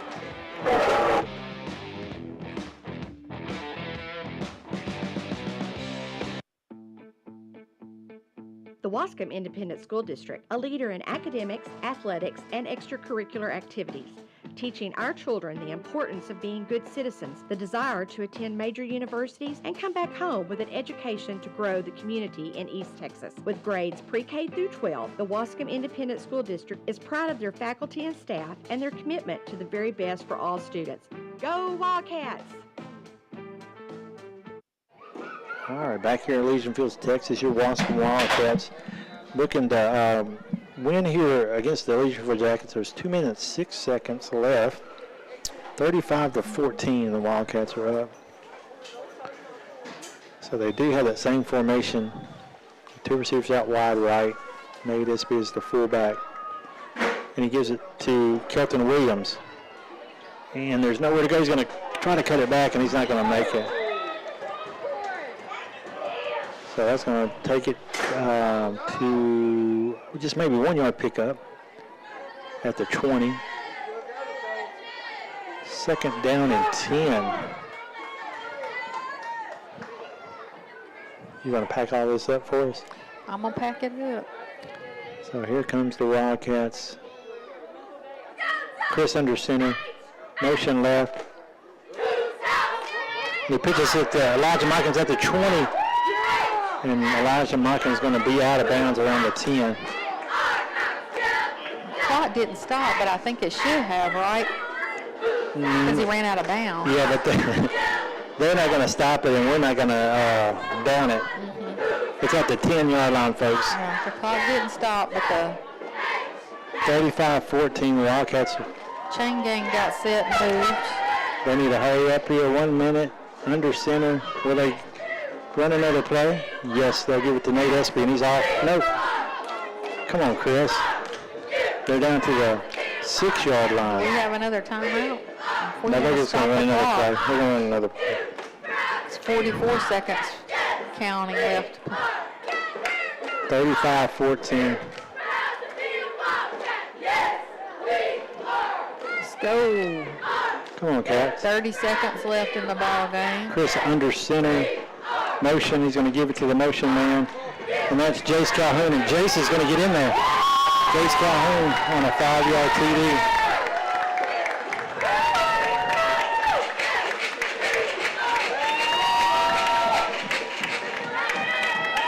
$19 seconds left. They stopped it in there. 35-14. It'll be 41-14. 41-14. How many yards was that? 5. They're on the 5. Well, you wanted to be sure we got that 25-point spread. Is it? No, what will it be? So 41-14. Look, now they're not going to kick the extra point. Now we're going to do victories, yeah. And Chris takes a knee, and he's going to end the game. Well, you take a knee, no, he's not taking the points. They still got to kick it because the clock doesn't run. So 41-14.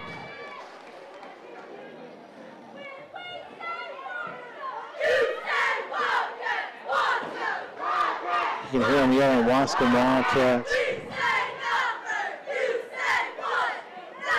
We're going to get one more kickoff. And maybe another play for the Jackets. I don't really understand why you wouldn't kick. Oh, yeah, to get the other point? Yeah. Yeah, I'm not sure either, but... I mean, it's because if the game was over, that'd be one thing, but there's still time on the clock, so you're going to kick them the ball. There's a chance they could take it back and score. I don't know why I didn't kick it. I would just, So if we're not going to down it before, yeah, if we're not going to down it before, you might as well just kick it and get that other point.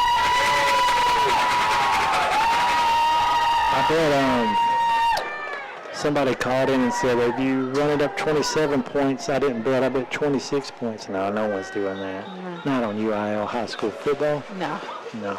So we got 19 seconds left in the game. 41-14, your Wildcats are going to be victorious, but don't, I'm not going to say there's not going to be another score. That'll be a sweep for Waskom. Their 7th, 8th grade and JVs won last night.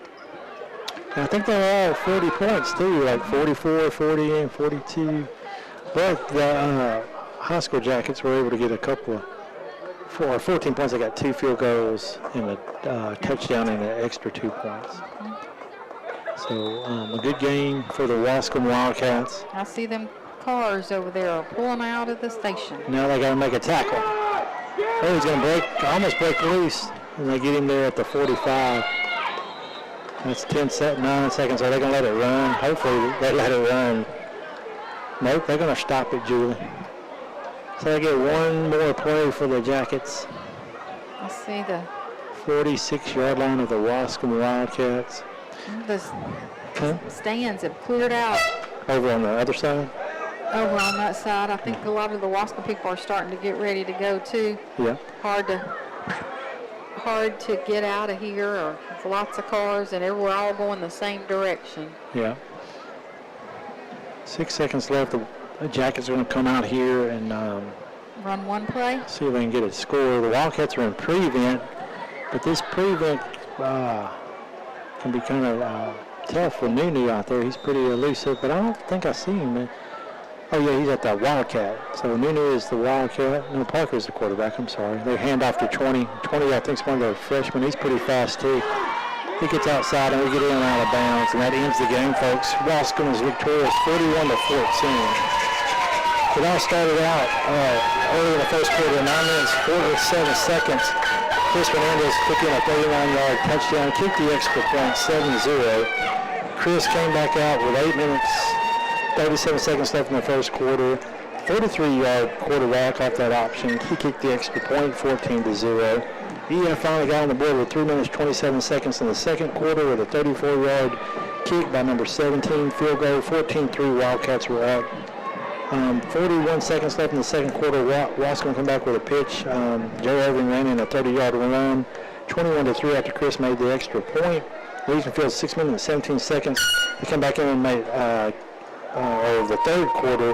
25-yard field goal by 17. 21-6. 4 minutes, 35 seconds of the third quarter. Waskom had a run by Kelton Williams, number 4, 30 yards. Went up after the kick by Chris Hernandez, 28-6. Then with 41 seconds left in the third, EF scores a touchdown. Number 1, Parker run in a 25-yard run. Nunu Kennedy made a 2-point conversion. 28-14. Waskom still up. Never lost the lead in this game. 11 minutes, 3 seconds in the fourth quarter. QB run by Chris Hernandez, 9 yards out. He kicked the extra point, 35-14. Then 19 seconds left in the game, a run by Jace Calhoun, number 5 yards out. 41-14. Wildcats didn't attempt to make the extra point. And look, they got the district championship trophy, Jared. You got it on, Julie's got it up on the live feed. The Waskom Wildcats, that's where we're at tonight with the district championship trophy, 41-14. They sealed it here up over the backfield, so they're 7-0. They're 6-0, 6-7. So they're 6-0. What an accomplishment for Coach Lawson. First season, new coach, and he comes out with the district championship. And the boys are very excited because last year, like I said, we didn't win that, obviously, and we didn't get in the playoffs. Had a tough season last year, so this is great for them as well. As Julie said, Coach Lawson first year. But the Wildcats aren't done yet, folks. Stick with us.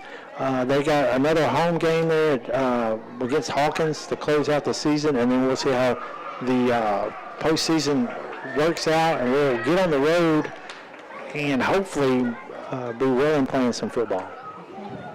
So that's Michael and Julie. We're going to keep up this feed here for our players, keep them up here on there, but for 96.5 FM, 1450 AM, EastTexasToday.com, Julie and Michael on the call, KMHT, the sports beat of East Texas. We're going to say good night to you, and we'll see you next week.